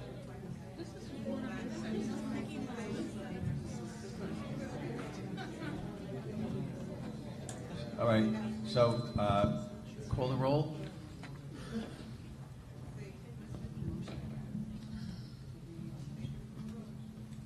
Calling the roll of the commissioners that are present. Commissioner John Reinhardt. Okay, just to be clear, the resolution is that maps will be exchanged noon the day before, November 9th. The work session. Noon the day before the work session. Yes. November 9th. Okay. Yes, aye. Commissioner Maureen Fitzgerald. Aye. Commissioner Christopher Devane. Yes. Commissioner Eric Millett. Aye. Commissioner David Mejias. Aye. Commissioner Jared Cashow. Aye. Commissioner Andrea Wyatt. Aye. Thank you. Commissioner James Megan Jr. Aye. Commissioner Michael Pernick. Aye. All right, we agreed on something. We agreed on something.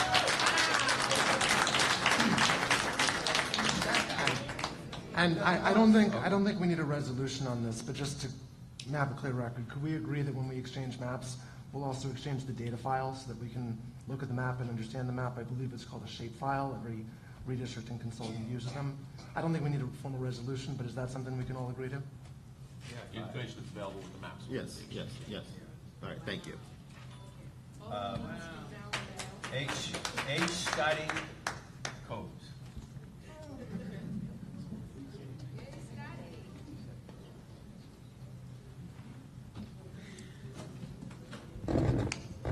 Here I go again. This is about my 4th time testifying. And I'm probably going to take it to an area that I probably should not go. I came from that red state of South Carolina. And we had a fight. My parents had to fight so hard during the civil rights movement to get anything done. I'm not part of the Great Migration. Too young to have migrated to New York at that time. But when I stand here, and this is my 4th time testifying, and I stand here and I have to hear James Hodge plead with you to do the right thing. One of the other meetings I had to hear Emily Moore, someone who traveled in this country and out of this country, one who educated our kids and did a whole lot for our community, and many others. Mimi spoke tonight, and she's out there working like you wouldn't believe to make things happen. And then here we are in 2022. After leaving that red state of South Carolina as a kid and coming to New York for a better life. And in 2022, I'm standing here begging commissioners, and you all are doing a great job. Okay? You're doing what you need to do. I imagine you can do more. I know you can do more. But we have to plead and beg for you to do the right thing by all of my people that's sitting in this room. Black and brown people. We're sick of it. We're downright sick of it. It's no reason for us to have to testify for anything about a map that we have not even seen yet. It's utterly ridiculous. And then you talk about the money, the $1 million that was allocated to do this job. How much is being paid to the map drawer, whatever his title is? How much do you pay him? Or her. You must have a figure to tell us. That's not something within my purview. I don't know. I don't know what. I've not seen any contracts. I don't know any of the. But you certainly are free to get it. It's going to be available. That man has. He's seen the contract right there. The legislator, the clerk of the legislator. He's right there. Excuse me. Forgive him for interrupting you. Forgive me for saying what you don't know. And you refuse as soon as you file it. You ask for it. I don't have it. I don't know. He knows. Why don't you have it? 12 years ago, after the 2010 census, at the legislature, at one of the meetings, the demographer was there. He actually jumped all over me because I asked him the same question, how much are you being paid? You don't have him in front of you at all. But yet he's drawing a map that he does not even know our community. We are tired. And like I said, coming from the deep South as a little girl, and coming to New York, and coming to Nassau County, one of the most racist counties in the country. And this is what we have to worry about, what you're going to present to the legislators. I mean, you got to try to be fair.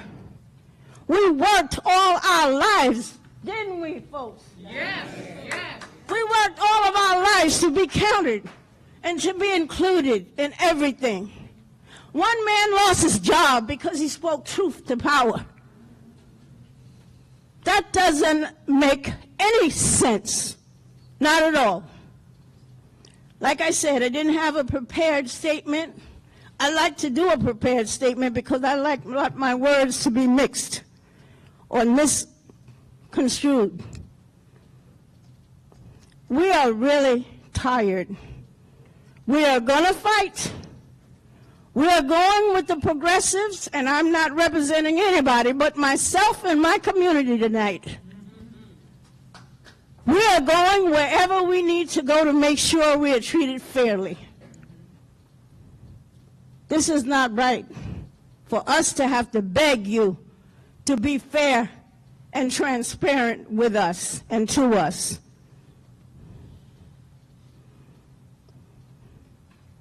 It's not good what you're doing to these people. And forgive me for my back being turned to you because you're first on my list in everything that I do. My community. I know there's some progressives there and there's some conservatives. I won't call party because that's not what it's about. But if you don't think you're being fair to us, think again, because it's not right. You're not being fair to the people that's sitting out here. Mimi, you know it. James, you know it. Everybody sitting here know that you're going to take a map to the legislators that will not count us in any kind of way because you have the majority. We're still looking for 5 more districts without hurting the 3 that we have. How you do it? Make sure you get that map drawer that's getting a lot of money. He's getting a lot, but he hasn't given you a map yet that you want to share with us. I can't say you didn't see it, but you don't want to share it or you haven't shared it with us. I thank you for listening, and I didn't even remember to bring my cane up to make sure I don't fall. Need help? It hurts. My community is hurting. And we want fairness and transparency, whatever you do. And I ask the progressives to be on top of your game. Most of the people in here will be with you, whatever you decide to do. Thank you and have a good evening. Thank you. Thank you. Legislator Carrier Salages.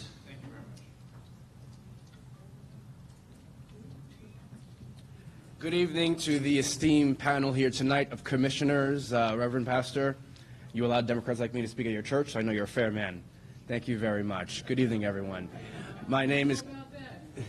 Yes.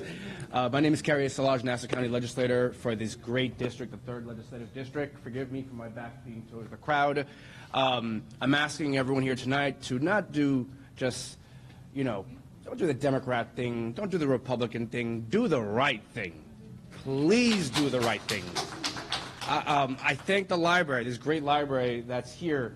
A meal before talked about how at this library, in this room, so it's a coincidence, that we held large tax grievance workshops where homeowners from all across this district and all across Nassau County came here and shared information where they saw who was paying more taxes and where we had lawyers providing free pro bono services so that they could grieve their taxes. It's because this community was allowed to remain as one. Look at that word community. That word community has common unity. It was about the common unity of this community that expanded from Queens going westward that allow us to purchase homes and accomplish the American dream. Exactly. And to have that divided by political lines that showed no compromise is truly an injustice. This is about saving our democracy. So I'm asking you to please produce a map, not just the day you release it, but the process. It must be fair and transparent, and it must adhere to federal and state laws, and of course to our great John Lewis Voting Rights Bill that we all care about. But also we keep in mind that we have overlapping districts. I've had the greatest opportunity in the past 10 years to serve as a public servant for this community. Mothers, fathers, parents allowed me to solve and address some of their issues. And I had a chance to work with other special districts, and I saw that by having legislative districts or special districts that did not overlap, that were not consistent, it really determined whether or not people would get help. What you're doing here is more than just producing a map of political advantage. It is determining whether or not people will get help. This is about government, and I love government, but we cannot have government affected by lines that pack and crack communities. So I'm asking you to please create a fair process and a fair map that does not end up in a lawsuit, as we saw recently. We cannot allow voter confusion. We must promote voter engagement and participation. We cannot allow process that will result in a lawsuit that will be costly to the county and state.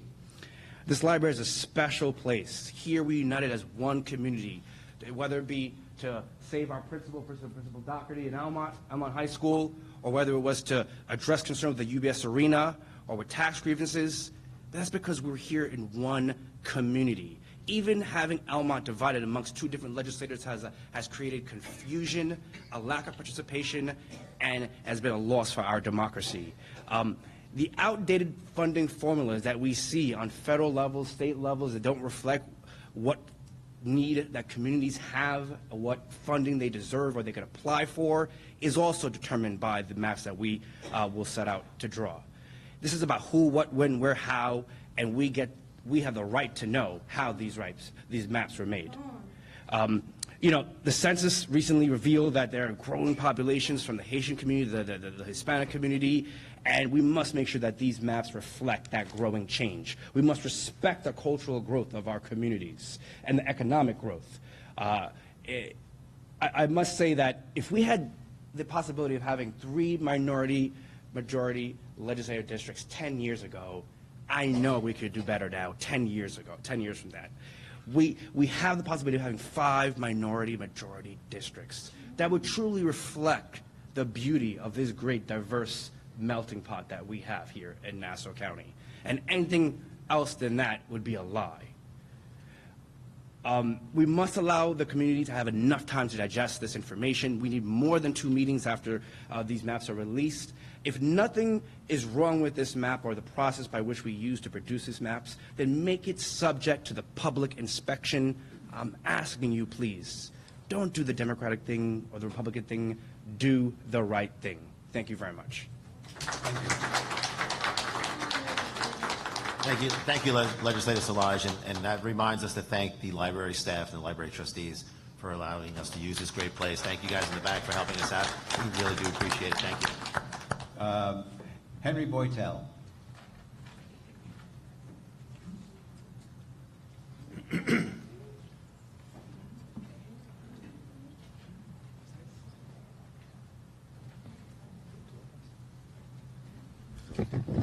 I'm Henry Boytel, Rockville Center.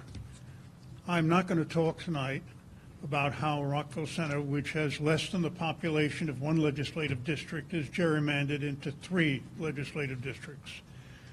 I'm sure that you're going to consider that very carefully and do something about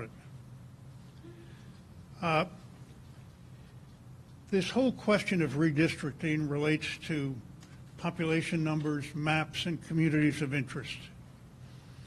A number of weeks ago, I went to look at the website of this commission, the Nassau County Redistricting Commission. And I have to say, I was pleasantly surprised. There it was, maps, numbers, communities of interest. Then I realized I was mistaken. It was Nassau County, Florida, that bastion of forward-looking voter protection. I go there now, weeks later, not a map to be seen, not a figure to be seen. I'm not talking about what everybody was clapping about before, the idea that the last minute you're going to show your cards to each other in some way. I'm talking about the resource material that we in the community ought to have available to us. What are the numbers that presently exist? How do they differ from the numbers that existed 10 years ago? The kinds of stuff that you people have $1 million to produce information on, and so far not a speck of such information is on your website. Now, is that what the legislature intended when they gave you $1 million and appointed you to this position? Absolutely. My point is this: you still have some time. Have some respect for these communities. Put information up on the website which will show what the basic facts are. Now, I'll grant you, there are some people, candidly, who think that the whole question of redistricting is one of how can we rig things so that our side is going to come out on top. But from the community's perspective, that's not what we expect of you. We expect of you to fairly review the facts and figures and to let us look over your shoulder and see what those facts and figures are so that when we come up here, we can speak intelligently about not just pie in the sky, but about how the facts, what the various possibilities are. In any event, thank you. Thank you, Mr. Bocol.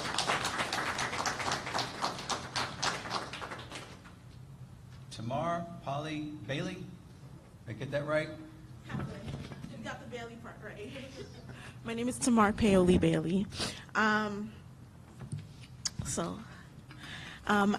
am from Elmont, and I'm a little bit nervous, I'm not going to lie. I am not on the side of Republicans or Democrats. I'm on the side of the people, so I'm not favorable to any of you. Because Democrats and Republicans are both guilty of the redistricting, the packing, and the cracking. 10 years ago, when I was a college student and the district was split up here in Elmont, you have to understand the climate of the area. When I first moved to Elmont in the 90s, it was majority white. And then I personally saw a great white flight, which is when black people start moving into a neighborhood, white people get scared and move further east. And so by the time I reached college, the neighborhood was majority black, and Democrats started to get into office, but we also had Republicans in office as well, which I think is good. You should have Democrats, well, you shouldn't have any party, but anyway, Democrats and Republicans representing an area instead of making it easier for one party. And so when we were split up, it went more to one party than the other, which makes politicians not work as hard as if they have something to fight for, because they know their area is going to vote for them, which creates a laziness. The Elmont and Valley Stream in particular needs to stay together because we have cultural similarities. We're different in the sense that we are on the Nassau County Queens borders, and it's a different mentality to kind of have, we're kind of 1 foot in the city, 1 foot in Long Island. Also, Elmont and the Sewanaka School District, which Elmont is a part of, consist of Franklin Square, New Hyde Park, Stewart Manor. And so if our district gets split up, which it did, we don't have fair representation within our school district, which is already segregated, which was found segregated in 1987. You can look up the archives in the New York Times. So, and with Long Island already having a history where redlining, where it was redlining was created here, and Long Island having a history of slavery. 1 in 10 Long Islanders during the time of slavery actually owned a slave, enslaved Africans. Oftentimes on Long Island, communities of, I don't like saying minor because no one is minor, communities of the global majority often get told what to do and don't have a seat at the table. And it is unfair. So I ask that when you fix your map, that you think about not only what you guys want to do that is favorable to you, but also the people, and also understanding the dynamics of a neighborhood like Elmont, where I'm so sorry, if you can just give me 30 more seconds, a neighborhood like Elmont where I've looked at every school in Long Island. The high school in particular is the most predominantly black high school on Long Island.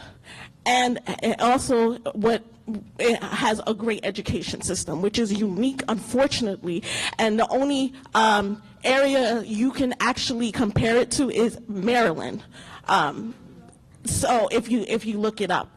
So we want fair representation, because we're not just struggling here, but we also are middle class to upper middle class, majority, global majority people in this neighborhood as well. So put that into consideration as well. Sorry, I'm nervous. I had a lot of things to say, and I just want to say one more thing. Black and brown, stop separating that, because you can be black and Latino, because the majority of enslaved people went to Latin countries, and when you separate black and Latinos, it's not. There's white Latinos, there's black Latinos, and black Latinos need to have a voice as well. So when you're thinking about representation, and Haitians are, by definition, Latino, so there is Latino representation, and the more we start thinking about those things and being inclusive of communities, the less things like this will happen. So thank you. Thank you very much. Kevin McKenna, here's your shot. Shot? What do you mean by that? I said that with a smile on my face. It's your turn. That's what that means. Kevin McKenna. I just had a conversation the other day with the attorney for the clerk of the Nassau County Legislature.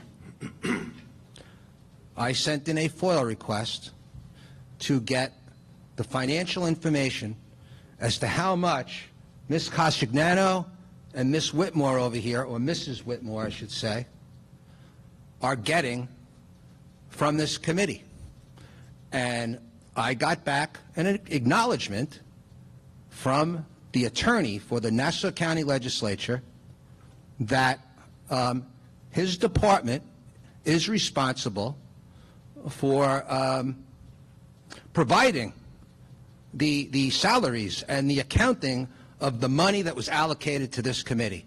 So for you, Mr. Maroney, with all due respect, one of my, somebody's trying to interrupt my live stream.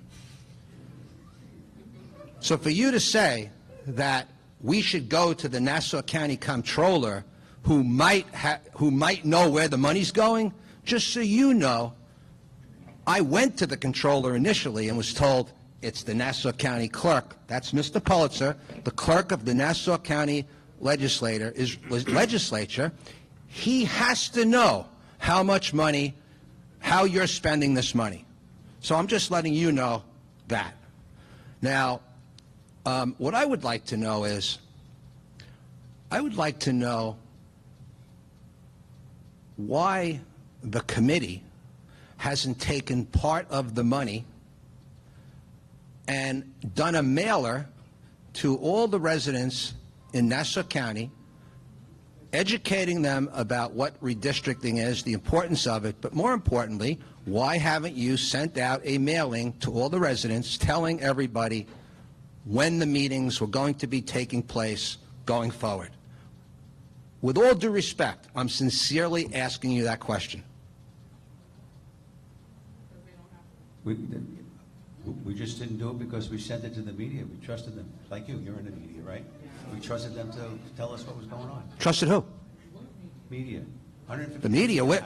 That's my second question. My second question is, and I'm going to foil this tomorrow, so don't lie to me. Please, be my guest. Have you notified Mr. Pulitzer, it's your responsibility as the clerk of the Nassau County Legislature, did you alert the media to the fact that this meeting is taking place? Because I don't see any News 12 here or any Newsday. Did you alert the media to the meeting tonight in writing? I'm going to answer that for him because I signed off on that. Yes, they were notified. They were notified? Yes, they were. Could you specifically tell me who they is? Which media? 150 of them. I don't have the list. Foil that too. Did you notify Newsday? Yes, they're on the list. I'm sorry? I said yes, they're on the list. No, they're on the list, but did you notify them? Yes, they're on the list. Okay. You understand? Okay. Okay. Let me just and I'd like to kind of apologize to you for earlier. Time is up. Yeah, I know, but you gave others extra time. Listen, just because I'm a white guy,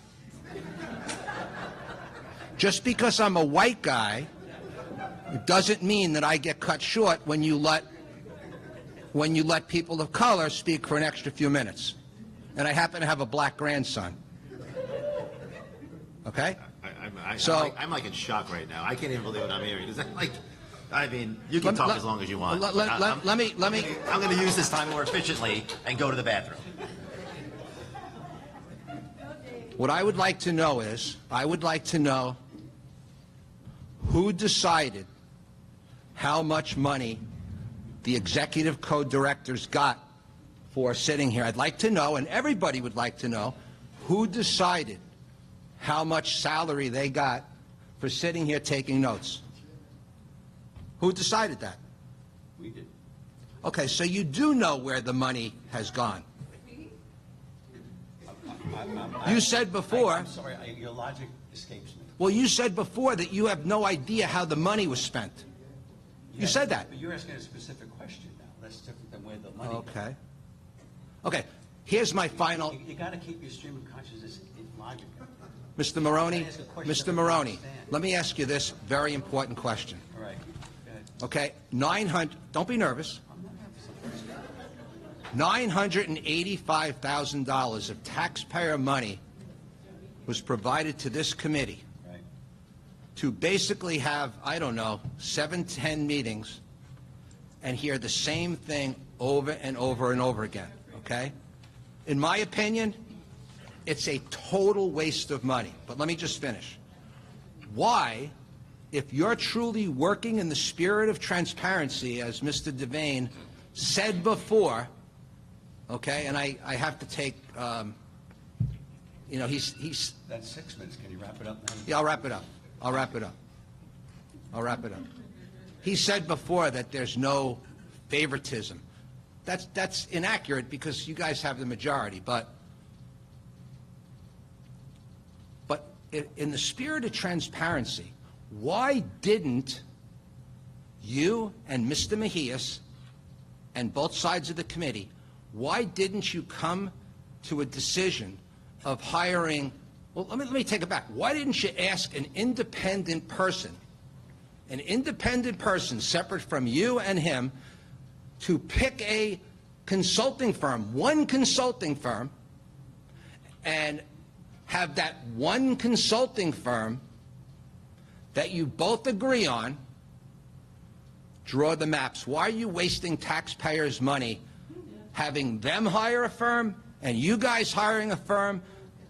You still haven't accomplished. Why didn't you hire one firm? Answer that question, please. It's not the way the law says. We each get to buy our own things and our own people. That's what we did exactly what the law says. Yeah, but you said you wanted to work in the spirit of transparency. Just how much more transparent can I get? Don't you think it would have made? Don't you think that it would make sense to have? Please. Yeah, I'll wrap it up. Don't you think that it would make sense to have one consulting firm? Don't you think it would make sense to have one firm that you both are happy with to come up with these maps? Don't you think that would make more sense? Let me put it to you this way. There's a lawsuit pending against the one consultant that the Democrats hired in the town of North Hempstead. And now they're hiring multiple law firms because there's a conflict of interest, but now that's been challenged. So the answer to your question is, why do each side get the money? First off, that's not my question. My question is specifically, you're a very smart man, okay? Listen to me. Listen to me, please. I'm tolerant too. Listen to me, please. Testing it. And listen, I'm a taxpayer, okay? So am I. And I have a right to ask this question. Go ahead. Okay, Just answer, but you're not answering my question. Why won't you hire one firm that represents both sides to come up with the maps? One firm. Why do you need to have them hire a firm and you guys hire a firm? Why can't you hire one firm? That's not the way the law sets it up. Where's the law? Where does it say that? What law? I'm not going to waste any more of their time and my time. Would you like to hear the answer to this question? I don't even know the answer. Yeah, okay. They want to hear the answer to the question. What law says that you can't hire one firm? It's a county law, by the way. It's a county law, and it says, if I might, that the people get chosen by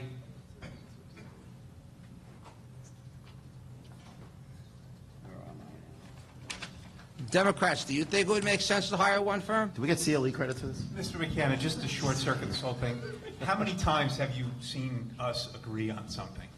A couple times. I mean, we would never be able to agree on an expert, so let's just shut this down because we're going nowhere quickly. Well, I totally disagree with what you just said. Respectfully. Okay? That's fine. The fact is that you We guys... can go into the whole school of rock on what the is- two-party system is about, and you have one side that believes this, the other side that believes that, and there's a fundamental tension between them, and hopefully we come up with a resolution between the two that the people can live with, and they represent, they represent the Republican side, we represent the Democratic side, whatever that means, it doesn't matter, okay? This is not a government class, okay? We know that there's two parties, and they don't always agree. And not agreeing sometimes comes up with a good result. You haven't agreed on 99% of everything for the last month and a half. I can tell you there's one thing we do agree I on, agree Mr. with McKenna. I'm going. Your time is up. Your time is up. From this point forward, hands off, hands off. Thank you. You're finished. Thank you. No, I'm not finished. No, I'm not finished. Is Mel Montgomery? No, I'm not finished. McKenna, No, I'm not. Yes, No, I'm you're not. on the record. I'm not finished. Mel- Last question. Where does the public see the minutes of this meeting after it's over? You can go online with everybody No, else. where does the public see Mr. the minutes of the Montgomery, meeting? please step to It's on the the website. It's on your website? It's on the website. The Nassau County website? Yes, it is. Yes. Mr. Pulitzer, is that true? Okay. I was absent for one meeting, and I read all the minutes on the website 2 days later. I'm sorry, I apologize. How many links buried in? Right on the page. Please, you did. Yeah. We're back on the record. Hi, good evening. I'm sorry. My name is Milani Montgomery. I've been a resident of Lakeview for 25 years, basically all my life. And it's imperative that I'm not sure if you guys know what a hamlet is, but if you do, that's great. You should know what it is. We have multiple towns and villages within Nassau County, but Lakeview is a hamlet. A hamlet is a small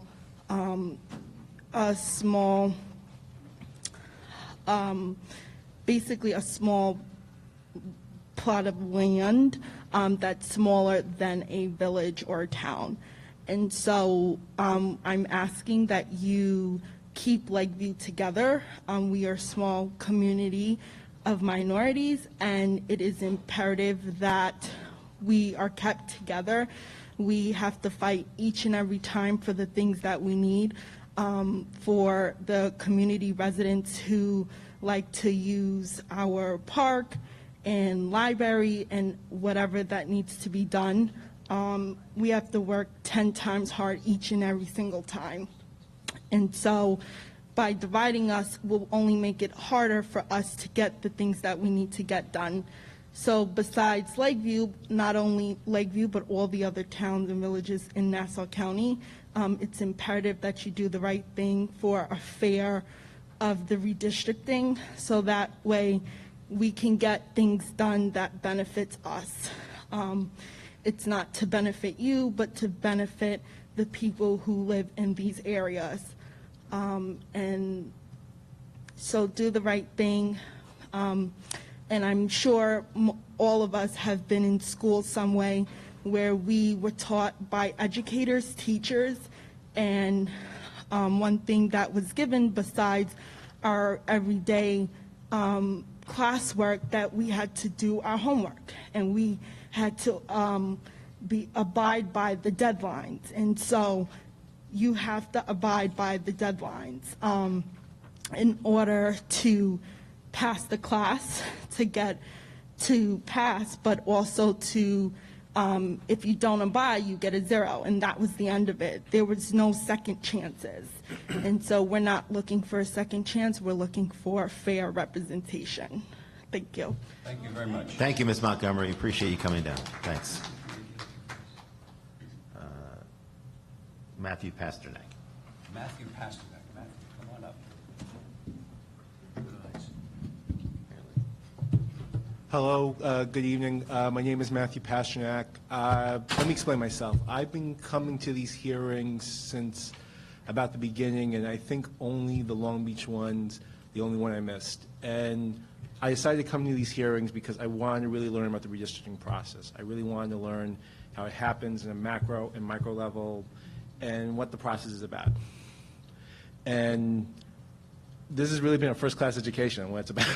I mean, I can tell you that there really isn't too much I think I can add personally, and that's one of the reasons I've been hesitant to speak about this. But I like history, and I like to look to history as our guideline. So again, it may not go into the testimony, it may not go into the record, but I'm not sure if any of you ever read, this is a 20-year-old book, Master of the Senate, The Story of Lyndon Johnson's Rise.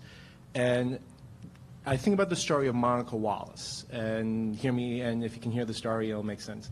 Monica Wallace was the prototype of the old South. So she was someone who grew up in segregated Alabama that Ms. Coates had alluded to, someone who had been denied services, the basic decency, the right to vote. Even if you read Carol's words, it was even, if I remember correctly from the paragraph, it was even hard to take her garbage out because there were two sets of trash collectors that would take the garbage and it would ignore residents and communities of color. So they used the story in the book of her trying to register to vote. And again, yeah, you see the story of her trying to register with the poll tax, with literacy tests, and you really see the segregation and the hardship. And even though that was 60, 70 years ago, you know, there's still a lot of lessons to be learned from that.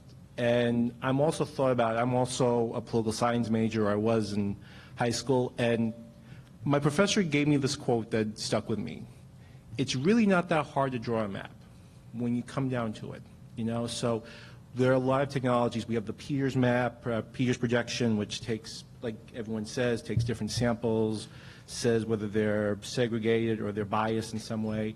And we have the Marcadia method, which are ways we can non-partisanly draw these maps that are really, really beneficial. But what does take courage, I think, is the political will.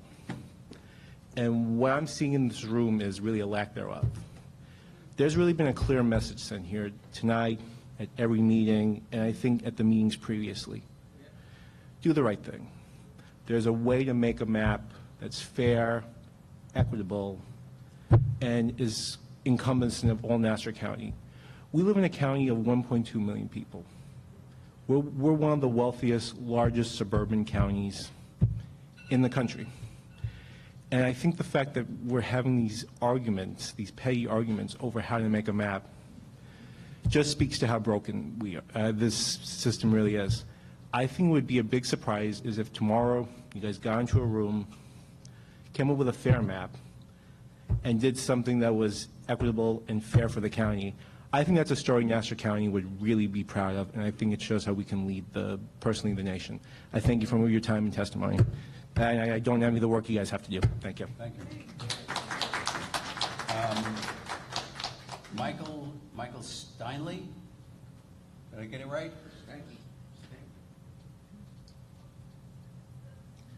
Good evening. My name is Michael Stanky. I'm a lifelong resident of Valley Stream and therefore a lifelong resident of Nassau County. What I've seen in my life, I retired after over 30 years in law enforcement. And one thing I can assure you, that I can guarantee you, if we were to flip a real estate agent, wire him up, within a month he'd come back with about 100 indictments for the Fair Housing Act, fair housing laws. The simple fact is that we're talking about redistricting here, drawing maps. The maps have been drawn a long time ago, and everybody's in on it, okay? So, ma'am, if you're looking for fairness and you're talking to politicians in Nassau County, you're barking way up the wrong tree. So the Democrats, they box you into these communities because they can get these votes. And the Republicans get to maintain their all-white enclaves, and they get their votes, and everybody knows where everybody votes is. And it's wrong. So everybody's saying, I want minority representation on the council. I want this, I want this. What is that representation getting you, and what are you giving up for it? You're giving up the right to live where you want to live. You're giving up the right to have your children go to the school you want them to go to. You're giving up the right to live the life the way you want to live it. So forget this redistricting that they're talking about. Redistrict everything, redistrict the people. I'm 60 years old. I never thought we'd still be talking about minority communities in Nassau County, but here we are. It shouldn't be. Everybody should be living everywhere happily together. So don't even bother with these guys. They're all in on it together. Nobody's representing you. It's time we represent ourselves. Okay? All right. Thank you. Yeah, have a good night, everybody. Milagros Vicente.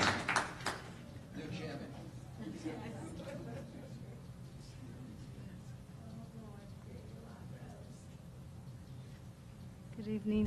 Good evening, everyone. My name is Milagros Vicente. I'm a North Valley Stream resident. I'm also the president of the Nassau County Hispanic Advisory Board. I come here today to echo the sentiments of my community.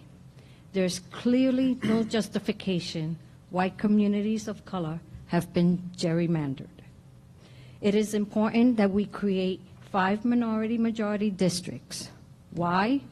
Because you can. We must keep communities like Freeport together, and we must keep Elmont and Valley Stream together. From the 2010 census, 195,000 of Latinos were registered in the census. In 2020, 256,000 Latinos were registered, which shows a 31% increase.